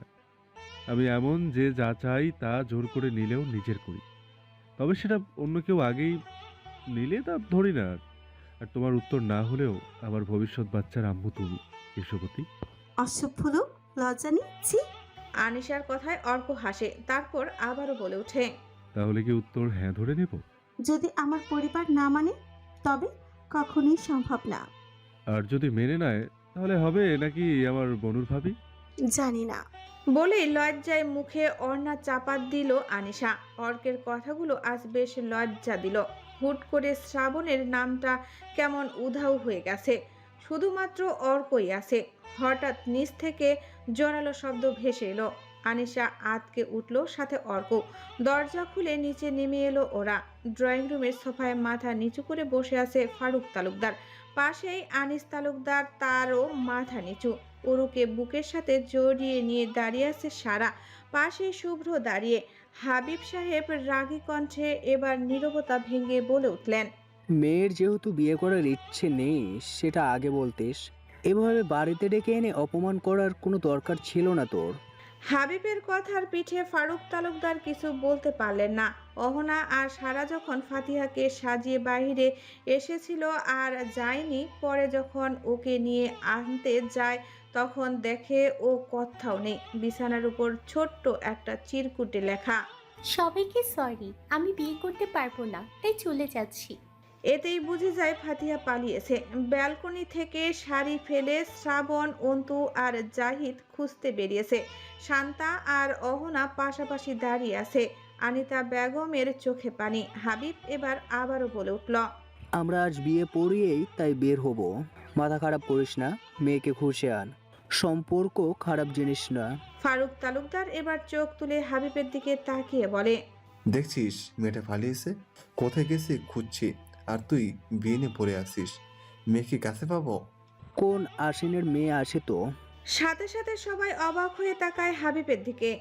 আসবে না আসবে না, আনিশাও তখন সারার পাশে এসে দাঁড়িয়েছে। ফারুক তালুকদার কিছু বলতে যাবে, তার আগে আজিম একবার আনিশাকে পা থেকে মাথা অবধি পরোক্ষ করে বলে, যদিও বাচ্চা মেয়ে, তবে মানিয়ে নিব। আমার পছন্দ হয়েছে, এখন আপনি বলেন। আমার বড় মেয়ের সাথে বিয়ে ঠিক করেছি, আর ছোট মেয়েকে বিয়ে করতে চাও, লজ্জা করছে না? ফারুক তালুকদার রাগী কণ্ঠে বলে ওঠে। আর কিছু বলতে যাবে, তার আগেই সবার মাঝে আনিস তালুকদার ফারুক তালুকদারকে থামিয়ে এই প্রথম ভাইয়ের মুখের উপর বলে ওঠে, আমাকে মাফ করো ভাইয়া, এই প্রথম তোমার মুখের ওপর কিছু বলছি। আজিম আর হাবিব ভাই রাজি থাকলে আমি আমার মেয়েকে বিয়ে দিতে রাজি। মেয়েটার বয়স হয়েছে, আজ না হয় কাল পরের ঘরে যাবে, তো আজই যাক। মান সম্মান তো শেষ হয়ে যাচ্ছে। তুই মান সম্মানের চিন্তা করছিস আনিস? তুই কি বুঝিস না? ফারুক তালুকদার রাগী কণ্ঠে বলে ওঠে। আনিস তালুকদার আবার বলে ওঠে, আনিসার বাবা হিসেবে আমার অনেক দায়িত্ব, তাই আমি চাই বিয়ে হোক কোনো কারণ ছাড়াই। হ্যাঁ, তোমাদের অনেক দায়িত্ব, তবে এবার না হয় প্রথম আমার মন মতো কিছু হোক। ফারুক তালুকদার আর কথা বলে না। আনিস তালুকদার সুমনা বেগমের দিকে তাকিয়ে বলে, কাজে বসে আছে, যাও সাজিয়ে আনো আনিসাকে, আজকেই বিয়ে হবে। আনিশাও যেন রোবট হয়ে গেছে। যাওয়ার আগে মাথা নিচু করে রাখা অর্কের দিকে দেখল। হয়তো আনিশার বাবা মায়ের মুখের উপর কিছু বলতে পারবে না, তবে সহ্যও করতে পারবে না। আনিশা নীরবে অশ্রু বিসর্জন দিতে দিতে ঘরে চলে গেল। এদিকে সারা বারবার শুভ্রকে গুতাচ্ছে আর বলছে কিছু একটা করতে, তবে শুভ্রের একটাই কথা, সময় হোক সব করবে, এখনো সময় হয়নি। আনিশাকে নিয়ে সুমনা বেগম, শান্তা আর অহনার ঘরে ঢুকে দরজা লাগাতেই অর্ক সবার সামনে এসে দাঁড়ায়। অর্কের সবার সামনে এসে দাঁড়ানো দেখে আজিম বলে ওঠে, কে তুমি? এভাবে মাঝখানে দাঁড়িয়েছো কেন? আজিমের কথার তোয়াক্কা না করে অর্ক এবার শুভ্রের দিকে তাকালো। শুভ্র মাথা নাড়িয়ে চোখের ইশারায় হ্যাঁ বলতেই অর্ক নিজের বাবার দিকে একবার তাকে আনিস তালুকদারের দিকে তাকায়, তারপর ঠান্ডা কণ্ঠে বলে ওঠে, মাফ করবেন, এ বিয়ে হবে না। আর হলেও আজিমের সাথে না, এই অর্কর সাথে হবে। আর হতেই হবে। আনিশা আমাকে ভালোবাসে, আর আমি ওকে ভালোবাসি। এমনকি ওকে বিয়ের কথাও দিয়েছি। আর আপনারা মানলে বিয়েটা স্বাভাবিকভাবেই হবে, আর না মানলে অস্বাভাবিক মানে। অর্ক হাসলো। এদিকে সবাই অর্কের দিকে হা করে তাকিয়ে আছে। বেশি অবাক নীলুফা বেগম আর সারা, এমন অর্ককে দেখেনি তারা। অর্ক আবারও বলে ওঠে, আমি চাই না ও কাঁদুক, তাই আপনাদের বললাম। আর যদি আপনারা চান ও কাঁদুক, তবে এর ফলাফল ভালো হবে না। এই ছেলে কি বাবা করছো? আমার ছেলের সাথে বিয়ে ঠিক করেছে, আর তুমি বলছো তুমি ভালোবাসো? এখনকার ভালোবাসা বলে কিছু আছে? হাবিব সাহেব রাগে গজগজ করতে করতে বলে ওঠে। অর্ক আবারও হাসে। হাসতে হাসতে সারা আর শুভ্রের দিকে তাকিয়ে শুভ্রকে কিছু একটা ইশারা করে, সাথে সাথে শুভ্র সারাকে ঘুরিয়ে অন্যদিকে ফিরায়। আর পরপরই অর্ক নিজের কোমর থেকে গানটা বের করে হাবিবের দিকে তাক করল। অর্কের হাতে গান দেখে বাড়ির সকলে অবাক, রীতিমতো কাঁপছে হাবিব। নিজের বাবার কাঁপাকাঁপি দেখে আজিম রেগে উঠে দাঁড়িয়ে অর্ককে কিছু বলতে যাবে, তার আগেই অর্ক ঘুরে আজিমের গলা বরাবর গান পয়েন্ট করে তাচ্ছিল হেসে বলে, মিস্টার আজিম আহমেদ, ওরফে ড্রাগ ডিলার আজিম। তাই তো? ইঞ্জিনিয়ার নাকি ড্রাগ ডিলার? ইঞ্জিনিয়ারিং এর ইঞ্জিন বানান করতে পারো শালা তুই? অর্কের কথায় ফারুক তালুকদার দাঁড়িয়ে পড়ে, রাগী চক্ষু নিয়ে বলে, কি বলছে এসব? অর্ক একবার ফারুক তালুকদারের দিকে তাকিয়ে ইশারা করতেই শুভ্র সারাকে ছেড়ে পকেট থেকে ব্লুটুথ বের করে কানে গুজতে গুজতে সিঁড়ি বেয়ে নিজের রুমের দিকে যেতে থাকে। এদিকে শুভ্র যেতেই সারা অর্কের দিকে তাকায়। আফজাল আহমেদ ওবাকের চরম শিহরে, লজ্জাও পাচ্ছেন। ফারুক তালুকদার আরও কিছু বলতে যাবে, তার আগেই হাবিব সাহেব উঠে অর্কের হাত ছাড়াতে যায় আজিমের কলার থেকে। এক মুহূর্তের জন্য ফাতিহার কথা সবাই ভুলে গিয়েছে।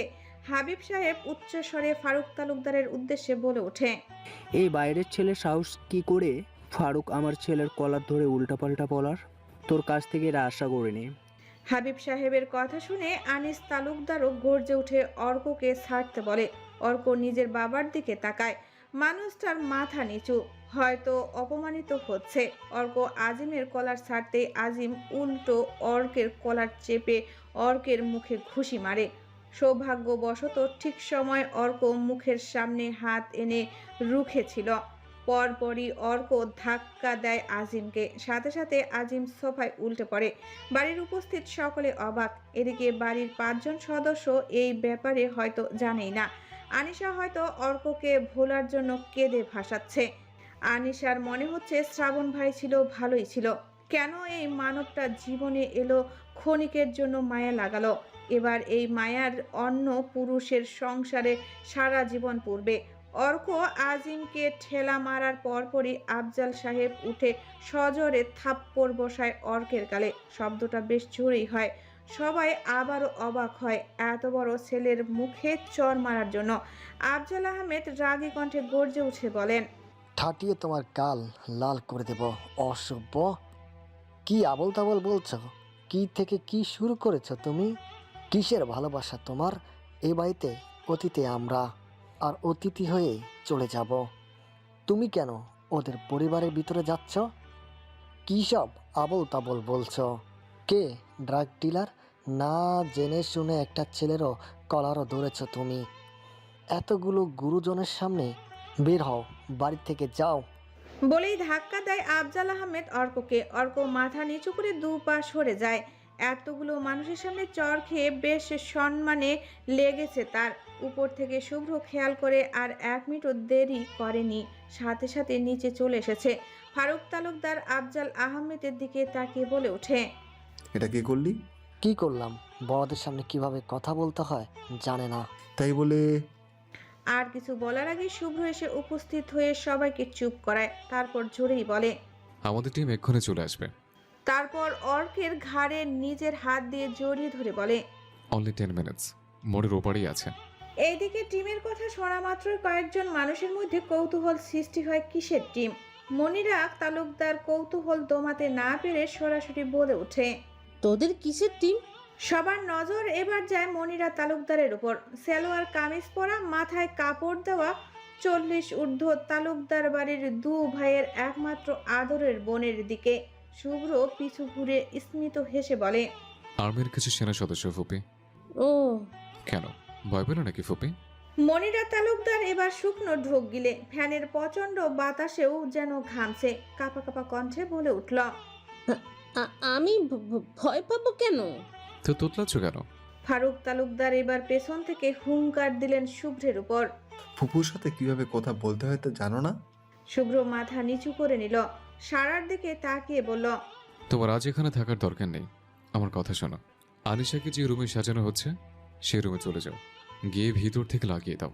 আমি যতক্ষণ না বলবো ততক্ষণ বের হবে না, ভালোবাসার কসম। সারা আর কিছু বলতে পারল না।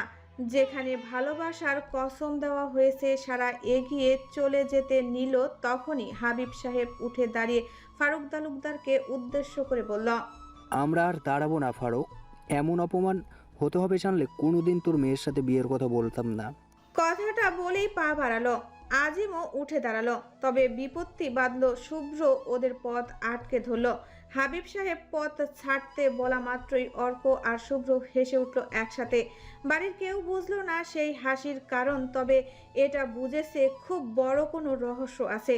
শুভ্ররা কিছু বলার আগেই আনিস তালুকদার বলে উঠল, আনিশাকে তো গোছানো প্রায় শেষ, বিয়ে দিবেন বললেন, এখন এভাবে চলে গেলে হয় হাবিব ভাই? হাবিব এবার হাতের ঘড়ির দিকে তাকিয়ে আনিস তালুকদারের উদ্দেশ্যে বলল, কিসের বিয়ে? সেখানে এমন অপমানিত হতে হয় যেখানে কোনো বিয়ে হবে না আমার ছেলের। কথাটি বলেই শুভ্রকে সরতে বলে সামনে থেকে ইতিমধ্যেই বাইরের গাড়ির হর্নের শব্দ ভেসে আসছে। হাবিব সাহেব সাথে আজিমও ঘামছে। ফারুক তালুকদার বুঝলো না এদের এমন অস্ত্রতার কারণ। মনিরা খাতুন এক এক পা পিছাতে পিছাতে সিঁড়ির কোণায় এসে কোমর থেকে ছোট্ট বাটন ফোনটি বের করলো। ফোনে কল লাগাতেই পেছন থেকে শুভ্র এসে টুস করে ফোনটা কেড়ে নিয়ে সাথে সাথে বন্ধ করে দেয়। তারপর এক হাত মাজায় গুজে বলে, এমন লুকোচুরি খেলা কিন্তু আমার ভালো লাগে না ফুপি। 10টা না 5টা না একটা মাত্র ফুপি আমার, এমন লুকিয়ে কাউকে ফোন দেয়? ছি। এদিকে মনিরা তালুকদারের হাত পা অবশ হয়ে যাচ্ছে, সময় যত ঘোরাচ্ছে। বাইরে গাড়ি থেকে নেমে এলো 10-12 জন আর্মি সদস্য, সবাই কালো পোশাক পরিহিত। চোখ আর হাত বাদে তাদের চেহারার কোনো অংশই দেখা যাচ্ছে না। সবার সামনে ফাতিহা লাল টুকটুকে শাড়িতে বেশ মানিয়েছে, চোখের কাজল লেপটে গেছে, তবে মুখ থমথমে রাগী। সকল সদস্যের হাতে বন্দুক। অর্ক তখনও দেখেনি কাউকে, পথ আটকে রেখে আছে। ফাতিহা সোজা এসে থামে শুভ্রের সামনে। শুভ্রকে দেখে সবাই মাথায় হাত তুলে সালাম করে, শুভ্রও তাই করে। এদিকে ফাতিহাকে দেখে বাড়ির সকলের চক্ষু চরক গাছ, সাথে পেছনে কালো পোশাকে আবৃত এতগুলো ছেলেকে দেখে। ফারুক তালুকদার ফাতিহাকে কিছু বলবে বলে রাগ নিয়ে উঠে আসতেই অর্ক আটকে দিয়ে বলে, না আঙ্কেল, একটু পর, আগে সব ঝামেলা শেষ হোক। কিসের ঝামেলা শেষ হবে? কি শুরু করছো তোমরা? সব মাথার উপর দিয়ে যাচ্ছে আমার। আনিস তালুকদার উঠে রাগী কণ্ঠে বলে। আফজাল আহমেদও তাতে সায় মেলায়। এদিকে আনিতা বেগম ফাতিহাকে জড়িয়ে ধরে কেঁদে ফেলেন। নীলুফা ইয়াসমিনও পাশে দাঁড়িয়ে। অর্ক এবার ঠান্ডা কণ্ঠে বলে, সবাই আর একটু ধৈর্য ধরুন, সব বলে দেব। তারপর একটু মনে মনে হেসে রসিকতার সুরে আনিস তালুকদারের উদ্দেশ্যে বলে ওঠে, কুল শ্বশুরমশাই, কুল। এত হাইপার হলে আমার প্রেশার বেড়ে যাবে। একটু ভালো থাকুন, আপনার আদরের কন্যার সাথে বিবাহটা হয়ে যাক, তারপর যত খুশি হাইপার কেন, হসপিটালে ভর্তি থাকিয়েন, আমি বিল পে করে দেব, যেহেতু আমার অনেক বেশি মহব্বত। শ্রাবণরা ফাতিহাকে অনেক খুঁজেছে, তবে নাহিদের মাথায় কোনো চিন্তা নেই। তবে হঠাৎ মনিরা তালুকদারের মিসড কল পাওয়ার পর থেকে তার ফোন বন্ধ পাওয়ায় চিন্তায় মগ্ন নাহিদ। মাথায় উল্টাপাল্টা চিন্তা আসছে, মনের ভেতর অশান্তি কাটাতে ফোন লাগালো শান্তার ফোনে, তবে শান্তাও ফোন ধরছে না। এদিকে নাহিদের ছটফটানি শ্রাবণ লক্ষ্য করেছে বেশ কিছুক্ষণ ধরে, তাই আর চুপ থাকতে না পেরে বলে উঠল, চিন্তা নেই, পুলিশকে তো বললাম, দেখিস তাড়াতাড়ি ফাতিহাকে খুঁজে পাবো। কোথায় আর যাবে? কি থেকে কি হয়ে গেল, 10 মিনিটের মাঝে সব উল্টাপাল্টা হয়ে গেল। হসপিটালের করিডোরে বসে আছে বাড়ির সকলে। আইসিইউতে ভর্তি সারা, কিছুক্ষণ আগেই গুলি লেগেছে ওর। বাড়ির সকলে এখনো একটা ঘোরের ভেতরে আছে।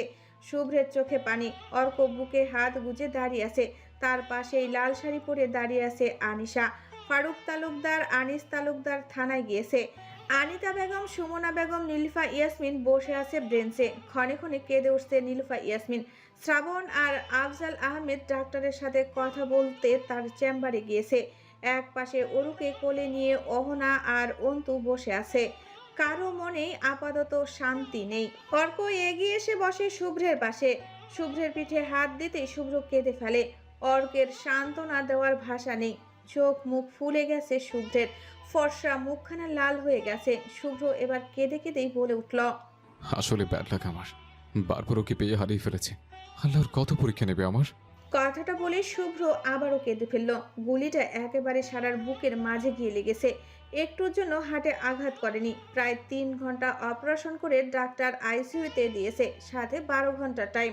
এর ভিতরে জ্ঞান না ফিরলে রুগী আর বাঁচবে না। আল্লাহর কাছে দোয়া চাইতে বলেছে পরিবারকে, কারণ এই মুহূর্তে সে ছাড়া আর কেউই ফিরিয়ে দিবে না সারাকে।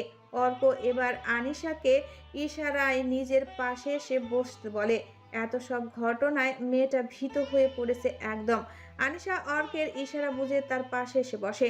অর্ক এবার আইসিইউর দরজার দিকে গভীর দৃষ্টি ফেলে ডুব দেয় কিছুক্ষণ আগের ঘটনায়। ফ্ল্যাশব্যাক। আর্মি সিক্রেট ফোর্সের সদস্যগুলো অর্ককে স্যালুট করা মাত্রই অর্কের ইশারায় হাবিব সাহেবদের অ্যারেস্ট করতে যায়। তবে ঘটনা এত কেউ বুঝে ওঠার আগেই আজিম নিজের কোমরের রাখা বন্দুক দিয়ে গুলি চালায় অজানার উদ্দেশ্যে। ঠিক সেই সময় নিচতলার কোণার রুম থেকে দরজা খুলে বের হয় সারা। শান্তা তাকে পাগল করে দিয়েছে বাইরে কি হয়েছে জানার জন্য। এক সময় বিরক্ত হয়ে দরজা খুলেছিল একটু উকি দিতে, আর সেটাই কাল হলো। আজিমের ছুরা পরপর কয়েকটা গুলির দুটো এসে লাগে সারার গায়ের, একটা বুকে অন্যটা পেটে। পরিবেশটা খানিকটা নিস্তব্ধ হতেই ধপাস করে পড়ে যায়, শব্দ হয়। ঠিক সেই সময় বাড়িতে ঢুকে নাহিদ, শ্রাবণ আর অন্তু। বাড়িতে ভিন্ন কিছু মানুষ দেখে নাহিদ চতুর মন সতর্কতার সংকেত দেয়। সাথে সাথে নাহিদ পালাতে চায়, তবে পালানো আর হয় না। আর্মি সদস্যগুলো নাহিদ, মরিয়ম বেগম, শান্তা, হাবিব আর আজিমের হাত কড়া পড়ায়। আর কিছু কাজের জন্য আনিস তালুকদার আর ফারুক তালুকদারকে সাথে নিয়ে যায়। আর অন্যদিকে সারার পড়ে যেতে দেখে শুভ্রের আর বুঝতে দেরি থাকে না কি হয়েছে। পাগলের মতো ছুটে কোলে করে নিয়ে গাড়িতে উঠে বাইরে এসে তারপর নিজ হাতেই সারাকে বুকের সাথে লাগিয়ে ড্রাইভ করে হসপিটালে নিয়ে আসে। অর্করাও আসে পিছন পিছন। অর্করা যতক্ষণে আসে ততক্ষণে সারাকে অপারেশন থিয়েটারে নিয়ে যাওয়া হয়েছে। শুভ্র জ্ঞান শূন্য অবস্থায় পুরো 4 ব্যাগ রক্ত জোগাড় করেছে সারার জন্য। শুভ্রের মনে হচ্ছিল কেউ তার গলা চেপে রেখেছে। একইভাবে অর্করও দম বন্ধ হয়ে আসছে নিজের প্রাণপ্রিয় বোনের জন্য। অর্কের ধ্যান ভাঙে ফারুক তালুকদারদের ফিরে আসায়। তারা ফিরে আসতেই এক প্রকার হুমড়ি খেয়ে পড়ে সকলে তার উপর। ফাতিহাও আসছে সাথে। মেয়েটাকে কেমন নিস্তব্ধ লাগছে। আনিতা বেগম, শ্রাবণ, অহনা, সুমনা বেগম একের পর এক প্রশ্ন করতে থাকলেন তাদেরকে। কেন মরিয়ম তালুকদারকে ধরা হয়েছে, আর কেনই এত কিছু। ফারুক তালুকদার সবাইকে চুপ করিয়ে এসে সারার কেবিনের সামনে গিয়ে দাঁড়ায়। বেশ কিছুক্ষণ সাদা বিছানায় অক্সিজেন চলা অবস্থায় নিস্তেজ হয়ে পড়ে থাকা মেয়েটার দিক থেকে একটা দীর্ঘশ্বাস ফেলে ব্রেঞ্চে এসে বসে। চারিদিকে একবার দেখে নেয়, না এদিকে কোনো নার্সও নেই তাদের বাড়ির লোক বাদে। আনিস তালুকদার বলতে চাচ্ছিলেন, তার আগে ফারুক তালুকদার বলে ওঠে, এত বড় সত্যি আমি বাপ হয়েও এই 3 বছর জানতে পারিনি কতটা ব্যর্থ আমি। ভাবতে পারছো শুভ্রর মা? শুভ্রের এদিকে খেয়াল নেই। সে উঠে সারার কেবিনের দরজায় ছোট্ট চারকোনা কাচের মধ্য দিয়ে দৃষ্টি রেখেছে সারার ওপর। ফারুক তালুকদারের কথা কেউ বুঝতে পারে না।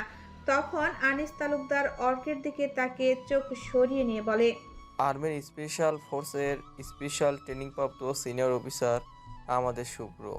আর অর্ক গত 4 বছর এই পেশায় আছে, আর ওপরে ওপরে মানুষের কোম্পানিতে জব করে। আর আমাদের শুভ্র ছেলেটা আমাদের বাড়িতে থাকলেও সব হলো, কিন্তু 3 বছর ধরে এই জবে আছে বুঝিনি। ও একবার সিলেট, ঢাকা, যশোর করে বিভিন্ন কেস সমাধানের জন্য, আর আমরা ভাবি বিজনেসের জন্য। আনিস তালুকদারের কথা শুনে সবাই যেন আকাশ থেকে পড়ল। সবাই একবার দূরে দাঁড়িয়ে থাকা শুভ্র তো ভাবশীল ভাবে বসে থাকা অর্কের দিকে তাকিয়ে আনিস তালুকদারের উদ্দেশ্যে বলে উঠল, মানে? ফারুক তালুকদার এবার দীর্ঘশ্বাস ফেলে বলল, আমাদের বাড়িতেই দুধ কলা দিয়ে কালসাপ পুষেছিলাম। আমার বোন হয়ে এমন কাজ করবে ভাবিনি। আর নাহিদ, শান্তা, আমি তো ভেবেছিলাম ওরা ভালো হয়ে গেছে। আর হাবিব হয়তো অর্ক না থাকলে আমাদের আনিশাকে পাচার করে দিত দূর কোনো অজানা দেশে। আম্মু কি করছে? ফারুক তালুকদার এবার শ্রাবণের দিকে তাকিয়ে তাচ্ছিল্যের হাসি দিয়ে বলে, কি করেনিও, এই কাজের জন্য তোমার আব্বুকে মেরেছে, দোষ দিয়ে অ্যাক্সিডেন্টের। তোমার বাপু ছিল পুলিশের সিক্রেট অফিসার, কিন্তু কোনো অ্যাকশন নেয়ার আগেই উপরে পাঠিয়েছে। আসলে বলে না, বুকে বসে চোখে ঠোকর। আমার বোন নামে ওই অমানুষ আমার ঘরে থেকে আমার মেয়েকে পাচার করার চিন্তা করেছিল। এই কয়েক বছরে প্রায় 10,000 বাচ্চার বিভিন্ন অঙ্গ প্রত্যঙ্গ খুলে বেঁচেছে, যার অধিকাংশ অনাথ আশ্রমের বাচ্চা। কথাটা বলে থামে ফারুক তালুকদার। সবাই চুপ, শুধু ফাতিহা বাদে। আসলে সে তো সব জানতই। আনিস তালুকদার আবারও তাচ্ছিল্য হেসে বলে, আর আমাদের ফাতু সব কিছু জানতো শুভ্র আর অর্কের ব্যাপারে, কিন্তু আমাদের বলেনি। এমনকি আহনার ভাই রিয়ানকে মারার পিছনে ফাতিয়া আর অর্কের দুজনের হাত ছিল। এটাই মূলত আসল দাবার চাল ছিল, সকলকে ধরার। সুমনা বেগম নিজের কৌতূহল দমাতে না পেরে বলে ওঠে, তাহলে আমাদের শুভ্রর অ্যাক্সিডেন্ট, ওর স্মৃতি হারানো? কথাটা বলতেই শ্রাবণ সজা হয়ে দাঁড়ায়, তারপর মাথা নিচু করে বলে, এইটুকু আমি বলছি, কারণ এটা শুভ্র আর আমি বাদে কোনো কাকপক্ষেও জানে না। আসলে শুভ্র আর সারার অ্যাক্সিডেন্টটা হুট করে হলেও শুভ্র জানতো তার জীবনে বিপদ ঘনিয়ে আসছে, তাই আগে থেকেই আমাকে সব বলে রেখেছিল। যদি সে মারাও যায়, তবে মেমোরি চিপগুলো অর্ককে দিতে। আর এই চিপগুলোতে ছিল সব ইনফরমেশান, যা শুভ্র একা একা জোগাড় করেছে। আমার আপন ফুপু যখন এই কাজ জড়িত, শুভ্র তখন থমকে যায়। তবে পুরো গ্যাংকে ধরতে রিয়ানকে মরতে হয়, আর এই রিয়ান ছিল অনেক বড় পাপী। এদের দলে প্রায় 40 জন, সবাই ভিন্ন ভিন্ন জায়গা থেকে কাজ করে। আলহামদুলিল্লাহ সবাই ধরা পড়েছে, আর বাকিগুলোও পড়বে। শুভ্র স্মৃতি হারায়নি, শুধুমাত্র নাটক করে গেছে নিজের পরিবারের কালপিটকে ধরতে, নয়তো সে আবারও শুভ্রকে মারার চেষ্টা করত। তোমাদের কি মনে হয়নি যে ছেলেটার স্মৃতি হারিয়ে যায়? সে কি করে তার আগে বিয়ে করা মানে ভুলে যাওয়া স্ত্রীকে মেনে নেয়, একবারও অস্বীকার না করেই? হ্যাঁ, শুভ্র সারাকে প্রচুর ভালোবাসে, আর এই সত্যিটা সারাকে বলতে গিয়েও বলেনি। যদি কষ্ট পায় আর যদি লোক জানাজানি হয়, তো ওদের প্রাণ ঝুঁকি। এই যে এখন বলছি, এটা লিক হলেও বিপদ। শ্রাবণ থামে। সবাই অবাক দৃষ্টিতে তাকিয়ে আছে। অর্ক জানতো যে শুভ্রের স্মৃতি হারায়নি, তবে সে শ্রাবণকে বলেছে জানতো না। ফারুক তালুকদার এবার গম্ভীর স্বরে বলে, এই চ্যাপ্টার এখানেই ক্লোজ। এই বিষয়ে আর কথা হবে না। আমি চাই না আমার পরিবারে অন্য কোনো বিপদ ঘনিয়ে আসুক। ফারুক তালুকদারের কথা সবাই মেনে নেয়। সবাই প্রসঙ্গ বদলে ফেলে, সারার জন্য চিন্তা করতে থাকে। শুভ্র এখনো আইসিইউর কেবিনের দরজার ছোট্ট কাচের ভেতর দিয়ে সারার অক্সিজেন মাস্ক লাগানো মুখের দিকে তাকিয়ে আছে। পাশে থাকা স্ক্রিনে হার্টবিট বোঝা যাচ্ছে। শুভ্রর কেমন অস্থির লাগছে, যেন মনে হচ্ছে কত শত বছর মেয়েটা ভেতরে শুয়ে আছে। শুভ্র বেশ খানিকক্ষণ সারার মুখের দিকে তাকিয়ে থেকে করুণ কোমল কণ্ঠে বিড়বিড় করে বলে উঠল, পিচ্ছি পাখি। শুভ্র চাপা একটা দীর্ঘশ্বাস ফেলে বাম হাতের তালু দিয়ে চোখের কোণে জমে থাকা এক ফোঁটা নোনা জল গোপনতার সাথে মুছে ফেলে স্মিত হাসে। তারপর বিড়বিড় করে বলে, তুমি দূর আকাশের তারার মতো। তোমাকে দেখে চোখের স্বাদ মেটাতে পারলেও ছুঁয়ে দেখে মনের স্বাদ মেটানোর সাধ্য হয় না। কথাটা বলে শুভ্র আবারও নিজের মনে বলে ওঠে। সাধ্য হবে না কেন? পেঁচে পাখি আমার, শুধুই আমার। বুকের মাঝখানে জড়িয়ে রাখবো সবসময়। একবার সুস্থ হোক, আর ছেড়ে কোথাও যাব না। আজ আবারও ছেলেপক্ষ দেখতে এসেছে ফাতিহাকে। এবারও ফাতিহা নিশ্চুপ। কেটে গিয়েছে 1 মাস। সারা এখন মোটামুটি সুস্থ। সেদিন সেন্স ফেরার পর শুভ্র খুশিতে মসজিদে মিষ্টি বিতরণ করেছিল।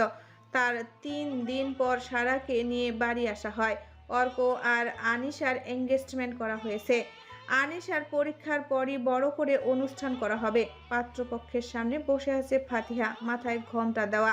নীল পাড়ের মিষ্টি কালারের জামদানি শাড়িটা বেশ মানিয়েছে গায়ে। চোখে কাজল, ঠোঁটে গাঢ় লাল লিপস্টিক। পাত্রপক্ষ থেকে পাত্রের মা ফাতিহার উদ্দেশ্যে বলে উঠল, মা, তোমার নাম কি? জি, ফাতিহা তালুকদার। তোমার বাবার নাম? ফারুক তালুকদার। তুমি রান্না বান্না পারো? জি। আরও কিছু প্রশ্ন করলো ফাতিহাকে। ফাতিহা ভদ্রতার সহিত উত্তর দিল সবগুলোর। পাত্রের নাম রূপ। বাবা মা নেই, মামার কাছে বড় হয়েছে। এখন বেসরকারি কোম্পানিতে ম্যানেজারের জব করে।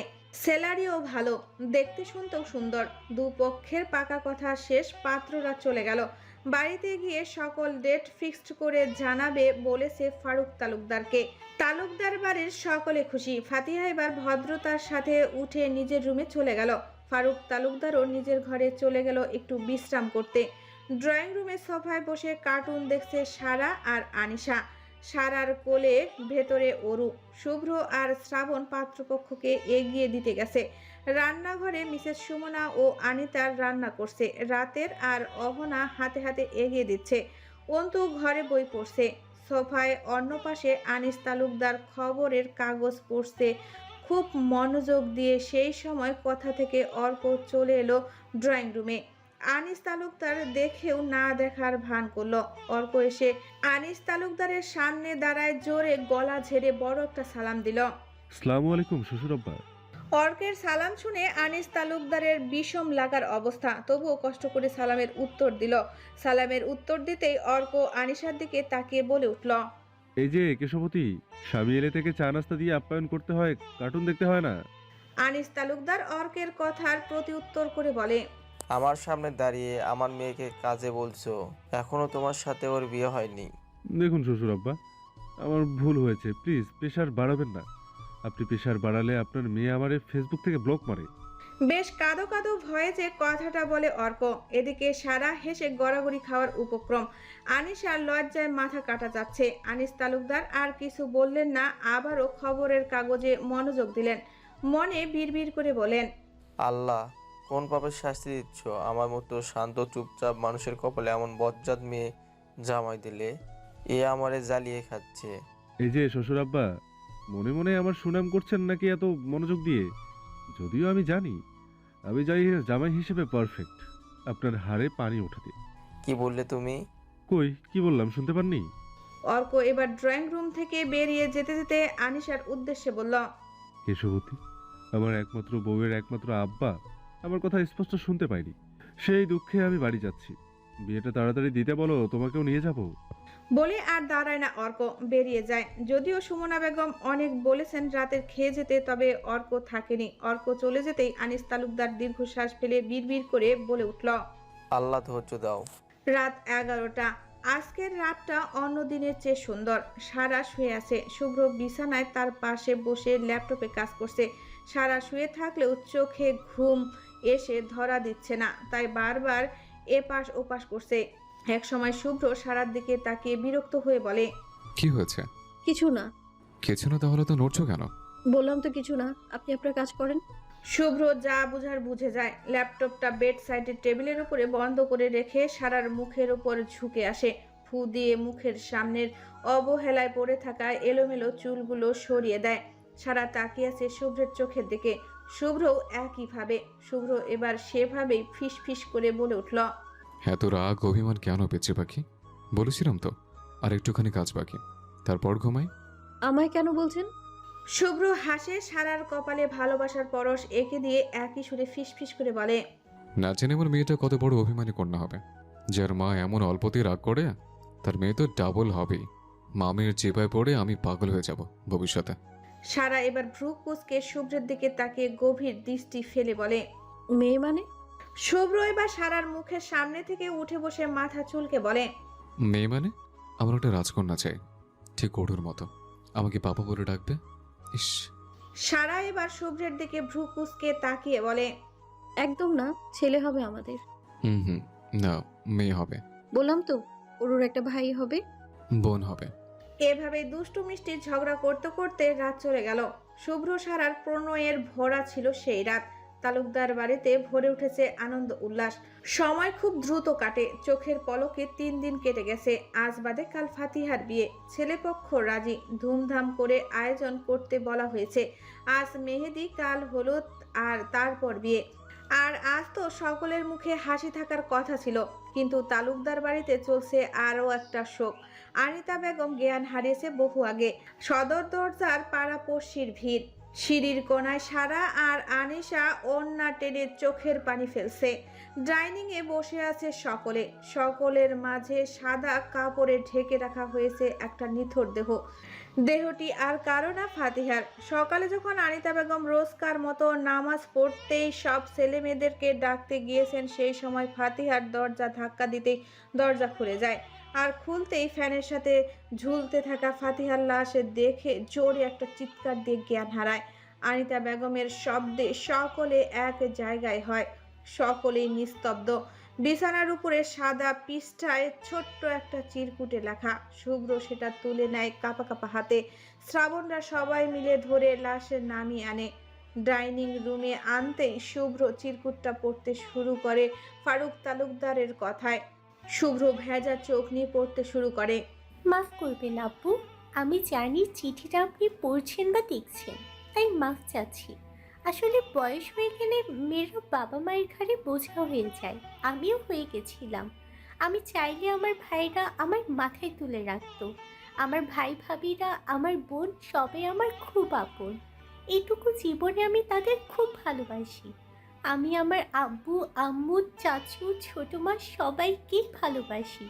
তবে রিহানকে একটু বেশি ভালোবাসতাম আব্বু। আমার জীবনের প্রথম প্রেম ছিল সে। জানেন আব্বু, প্রথম প্রেমকে ভোলা যায় না।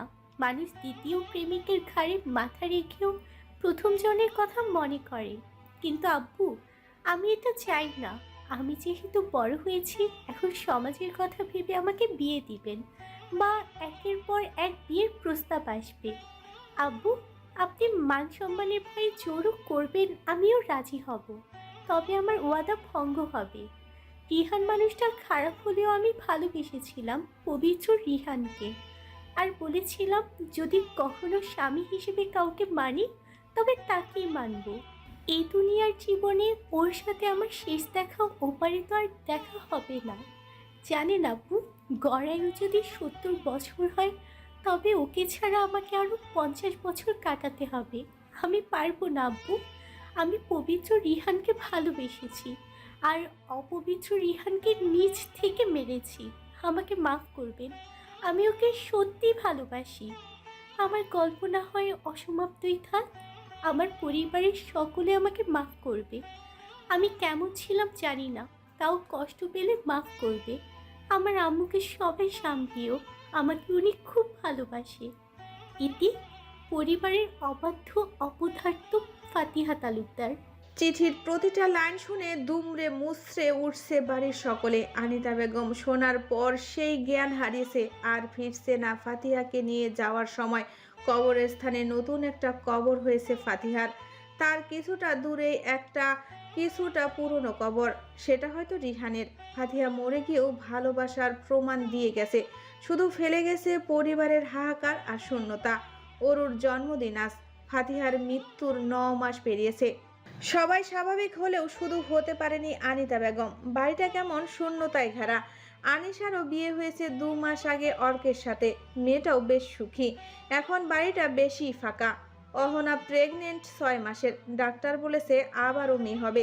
শ্রাবণ সেই খুশি, সাথে বাড়ির সকলে। বাড়িতে এখন সারাদিন অরু, অন্তু আর সারার কথা শোনা যায়। আনিশাও তেমন একটা আসে না, খুব কম। আনিতা বেগম আর সুমনা অবসর সময় পেলেই নাতিপুতির জন্য নকশি কাঁথা সেলাইয়ে বসে। বেশ কেটে যাচ্ছে দিনকাল।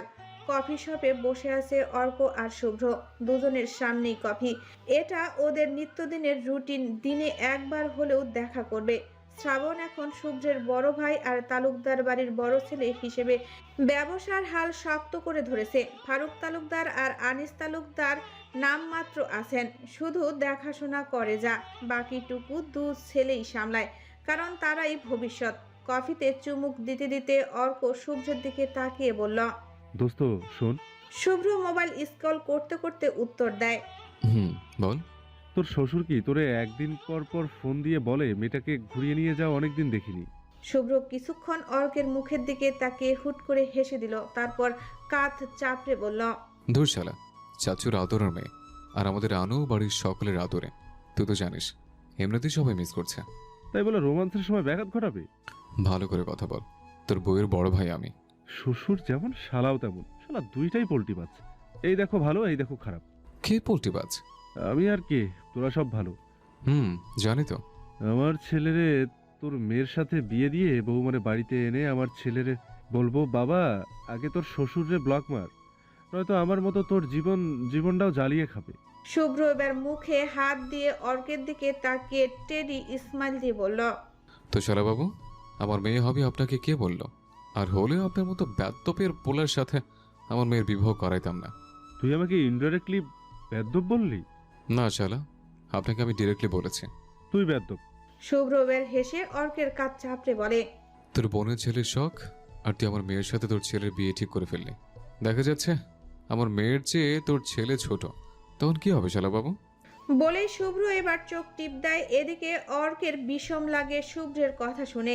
অর্ক নিজেকে ঠিক করে বলে, সমস্যা নেই, ইসলামে বয়সে বড় মেয়েকে বিবাহ করা যায়, আমি জোর করে হলেও বিয়ে দিয়ে ছাড়বো। হ্যাঁ, আসছে আমার মেয়ের শ্বশুর। মেনে নিলি তাইলে? দূর হ। কফি খাওয়া শেষ করে বেরিয়ে গেল দুজনে কফি শপ থেকে। অর্ক আর শুভ্র এখন দুজন একে অপরের শালা দুলাভাই, উল্টো হলেও যা পাল্টালেও তাই। কিন্তু সব থেকে বড় কথা, তারা বেস্ট ফ্রেন্ড। আর এই সম্পর্ক অনন্তকালের, কখনো না ভাঙুক। সারা জীবন এভাবে হাসি ঠাট্টার ভেতরে তাদের জীবন এগিয়ে যাক। তালুকদার বাড়ি আজ মেতে উঠেছে আনন্দে। সবাই সবার ব্যাগ প্যাক করা শুরু করে দিয়েছে। বাড়ির কর্ত্রীরা ব্যস্ত হাতে কাজ করছে। ফারুক তালুকদার, আনিস তালুকদার আর আফজাল আহমেদ বাগানের বেতের সোফায় বসে গল্পে মেতেছেন। আজ সবাই সমুদ্র ভ্রমণে বের হবে। বাড়ির ভেতরে বাচ্চারা ছোটাছুটি করছে। ছোট্ট অরু এখন 6 বছরের, কোমর সমান চুলগুলো খোলা। অরুর সাথে আছে অরুর 4 বছরের বোন তরু, আর পিছনে পিছনে আছে স্নিগ্ধা আর শুদ্ধ। স্নিগ্ধার থেকে কিছুটা দূরে বাবার কাছে মুখ ভার করে বসে আছে অর্ণ। অর্ক আর আনিশার ছেলের নাম অর্ণ, পুরো নাম আফনাফ আহমেদ অর্ণ। অর্ক যতটা ফানি, তার ছেলে ততটা গম্ভীর। অর্ক ভেবে পায় না তার মতো মানুষের ছেলে এমন গম্ভীর কেমনে হয়। শুভ্র সকালে ঘুম থেকে উঠে সারার পেছনেই পড়ে আসে, না নিজে গোছাচ্ছে আর না সারাকে ব্যাগ গোছাতে দিচ্ছে। সারা বিরক্ত হয়ে শুভ্রের দিকে তাকিয়ে বলল, কি শুরু করলেন কি আপনি এই 2 ঘন্টা যাবত? শুভ্র বাচ্চা বাচ্চা মুখ বানিয়ে বলে উঠল, কি করলাম? দেখেন, 2 বাচ্চা বাবা হয়েও এমন বাচ্চামো করবেন না তো। কি করলাম বউ? ব্যাগ ছাড়ুন। বলেই ব্যাগ ধরে একটা টান দেয় শুভ্র। হ্যাসকা টান সামলাতে না পেরে সারা এসে ধাক্কা খায় শুভ্রের বুকে। সাথে সাথে শুভ্র জড়িয়ে ধরে। সারা ছাড়ানোর বৃথার চেষ্টা করতেই শুভ্র সারার কানের কাছে মুখ নিয়ে ফিসফিস করে বলে, অনেক পালায় পালায় করছে 3 বছর, এবার কই পালাবা পেচ্ছি পাখি? ছাড়েন তো। ভালোবাসি পেচ্ছি পাখি, খুব ভালোবাসি। আমিও ভালোবাসি স্নিগ্ধা শুদ্ধর পাপাকে। শুভ্র আবারও ঘোর লাগা কণ্ঠে ফিসফিস করে বলল, পেচ্ছি পাখি, ভালোবাসি। স্নিগ্ধা মাম্মাম, তুমি এখানে? কথা শোনা মাত্রই শুভ্র সারাকে ছেড়ে দিয়ে দূরে সরে যায়। সাথে সাথে সারা উচ্চ স্বরে হেসে দৌড় দেয়। এদিকে সারার চালাকি ধরতে পেরে শুভ্র সারাকে ধরার জন্য দৌড় দেয়। শুভ্র আর সারার ভালোবাসার চিহ্ন স্নিগ্ধা আর শুদ্ধ। পুরো নাম ফারিহা তালুকদার স্নিগ্ধা আর ফায়াজ তালুকদার শুদ্ধ। দুজনের নামই ফারুক তালুকদার রেখেছেন। বাড়ির সকলেই খুশি। স্নিগ্ধা আর শুদ্ধ যমজ। শুভ্রের মতে আল্লাহ তাদের কারো কথা ফেলেনি, তাই দিয়েছে। সেদিন যখন শুভ্র মেয়ে চেয়েছিল আর সারা ছেলে, সেদিন থেকে প্রতিদিন তাহাজ্জুদের নামাজে দুজন পাল্লা করে দোয়া করত কার দোয়া কবুল হবে। আল্লাহর রহমতে আল্লাহ কাউকে হতাশ করেনি। সারার কোল আলো করে দিয়েছে দুটি রত্ন। যদিও শুদ্ধ সকলের চোখের মণি তালুকদার বাড়ির বংশের প্রদীপ, তবে সারার চোখে সমান। তালুকদার বাড়ির 4 রত্ন সবার চোখেই সমান। যদিও 3 বোনদের আদরের একমাত্র ভাই শুদ্ধ, তাই চঞ্চলও অনেক। অর্ণ স্নিগ্ধা আর শুদ্ধের থেকে পুরো 2 মাসের বড়। এই নিয়ে অর্কের সে কি গর্ব, সব সময় বুক ফুলিয়ে চলে আর শুভ্রকে বলে, তোর আগে বাবা হয়ে দেখিয়েছি, এবার শ্বশুর হয়েও দেখাবো। অর্কের কথায় শুভ্র প্রতিউত্তর করে না, শুধু হাসে। সুখী একটা সংসার তাদের। শ্রাবণ আর অহনার জীবনটাও খুব সুখের। দুজন দুজনকে খুব ভালোবাসে। আনিশাও পুরোপুরি শ্রাবণের কথা ভুলে গেছে। হয়তো এটাই প্রকৃতির নিয়ম। দ্বিতীয় ভালোবাসা প্রখর হলে মানুষ প্রথমে পাওয়া অবহেলা ভুলে যায়। জীবনের থেকেও বেশি ভালোবাসে এখন সে অর্ককে। অর্ক খুব ভালোবাসে তার কেশবতীকে। রাত 8টা বেজেছে অনেক আগেই। শুভ্রদের গাড়ি কক্সবাজার সমুদ্র সৈকতে এসে পৌঁছেছে অনেক আগেই। বাড়ির সকলেই অনেক খুশি। শুভ্র আগে রুম বুকিং করে রেখেছিল, সেখানেই সবাই উঠেছে। 6টা রুমে 6 দম্পতি উঠেছে। সন্ধ্যার পরে ঘোরাঘুরি শেষে এ বাচ্চাদের নিয়ে রিসোর্টে ফিরল সবাই। তারপর ফারুক তালুকদারের কথা অনুযায়ী যে যার নির্ধারিত ঘরে। তবে তারা তো আর জানে শুভ্র আর অর্কের মাথায় ভিন্ন বুদ্ধি এঁটেছে। শ্রাবণের মাথা যন্ত্রণা করছে, তাই যাবে না। আর অহনাও বাচ্চাদের রেখে যাবে না, তাই শুভ্র স্নিগ্ধা আর শুদ্ধকে আর অর্ক অর্ণকে অহনার রুমে রেখে গেল। যদিও প্ল্যান ছিল 3 ভাই 3 জনের বউ নিয়ে বের হবে, তবে শ্রাবণের মাথা ব্যথা, তাই অহনা যাবে না। যদিও এতে আফসোস নেই, কারণ তারা 15 দিনের সফরে এসেছে। শুভ্র বাচ্চাদের শ্রাবণের বিছানায় অরু আর তরুর পাশে শুয়ে দিয়ে অহনার দিকে তাকিয়ে বলল, অহনা, তুমি গেলে কিন্তু পারতে। আরে না শুভ্র, তোমার ভাই এখানে একা, আর এখনো তো সময় আছে। যাও, এনজয় করো। কিন্তু কোনো কিন্তু না, যা তো। এক প্রকার ধাক্কা দিয়ে জোর করে বের করে দিল রুম থেকে শ্রাবণ। সে জানে এই মুহূর্তটার দাম। সে উপভোগ করতে পারেনি ঠিকই, তবে অর্ক আর শুভ্রের সময়টাকে বেস্ট করতে পারবে, এইটুকুই সে চায়। মনিরা তালুকদারের কথা আর শান্তার কথা মনে পড়ে শ্রাবণের। এই মুহূর্তে চোখে পানি পড়ে। আবারও চোখ মুছে নিয়ে অহনাকে নিয়ে ব্যালকনিতে চলে যায় একা সময় কাটাতে। মা বোন যতই খারাপ হোক আপন তো। অর্ক বাড়ি থেকে সাথে করে গিটার নিয়ে এসেছিল। এখন সেটা কাঁধে নিয়েই রাতের সমুদ্রের ধার দিয়ে হেঁটে চলছে তারা 4 জন। সারার পরনে গোলাপি রঙের একটা গাউন, গলায় ওড়না, চুলগুলো বাতাসে দুলছে। কোমর সমান চুল, এখন হাঁটুর একটু উপর অব্দি। আনিশার পরনে একই রকম লাল রঙের গাউন, চুলগুলো বেনি করা। হাতে হাত দিয়ে হেঁটে চলছে আগে আগে। শুভ্র আর অর্ক গল্প করছে আর নিজেদের প্রিয়সীদের হেঁটে চলা দেখছে। সমুদ্রের বালির রাতের জ্যোৎস্না ভরা আকাশের নিচে চিকচিক করছে, আর সেই বালুর উপর দিয়ে হেঁটে চলছে তারা দূর অজানায়। কিছু দূর গিয়ে সমুদ্রের ধারের একটা ভাঙ্গা গাছের গুড়ি দেখতে পায়। সেখানে গিয়ে 4 জন বসে। শুভ্রের গা ঘেঁষে সারা আর অর্কের গা ঘেঁষে আনিশা বসে। এই কয়েক বছরের জমিয়ে রাখা শত শত গল্প বলতে থাকে সকলে। রাত 10টা থেকে গড়িয়ে রাত 2টোর কাটায় পৌঁছে যায়। এক সময় টুথ ডেয়ার খেলতে খেলতে হঠাৎ শুভ্র ডেয়ার নেয়, আর ডেয়ার হিসেবে আনিশা একটা গান গাইতে বলে সারাকে ডেডিকেট করে। যদিও অর্ককে এর আগে 2টো গাইতে হয়েছে, আনিশাকে ডেডিকেট করে এখন শুভ্রের পালা। তবে শুভ্র মোটেও রাজি না এই রাতে গান গাইতে। তার উপর কেমন জানি লজ্জা পাচ্ছে। তবে সারা অবাধ্য হৃদয় অনুভূতি, অবাধ্য চাহনি দেখে শুভ্র আর এই সুন্দর মুহূর্তটা নষ্ট করবে না বলে গিটার হাতে তুলে নেয়। খোলা উত্তাল সমুদ্রের দিকে তাকায়। এক পশলা বাতাস এলোমেলো চুলগুলো এলোমেলো করে দেয়। এই সুন্দর মুহূর্তের ভিডিও করতে থাকে অর্ক। কত কত বছর পর এই ভিডিওটাও হবে একটা সুন্দর স্মৃতি। শুভ্র এবার হাত বাড়িয়ে সারাকে নিজের সাথে মিশিয়ে নেয়। সারা ঠান্ডা লাগছে বাতাসে, তবে সময়টাকে বেশ উপভোগ করছে। সারা আর আনিশা একে অন্যের হাত ধরে বসে আছে। অর্ক ফোনের সেলফি ক্যামেরা দিয়ে ভিডিও রেকর্ড চালু করেছে। শুভ্র অনেক ভেবে আঙ্গুল দিয়ে গিটারে টুংটাং শব্দ তুলে সারার মুখের দিকে এক পলক তাকিয়ে উত্তাল সমুদ্রের দিকে তাকিয়ে নিজের খালি গলায় সুর তুলে গেয়ে উঠল। बादलों की तरह ही तो तूने मुझ पे साया किया है, बारिशों की तरह ही तो तूने खुशियों से भिगाया है, आंधियों की तरह ही तो तूने होश को उड़ाया है, मेरा मुकादा सवारा है यूं नया सवेरा जो लाया है तू, तेरे संग ही बिताने हैं मुझको तेरे सारे जन्म रे सनम रे सनम रे, तू मेरा सनम हुआ रे सनम रे सनम रे, तू मेरा सनम हुआ रे।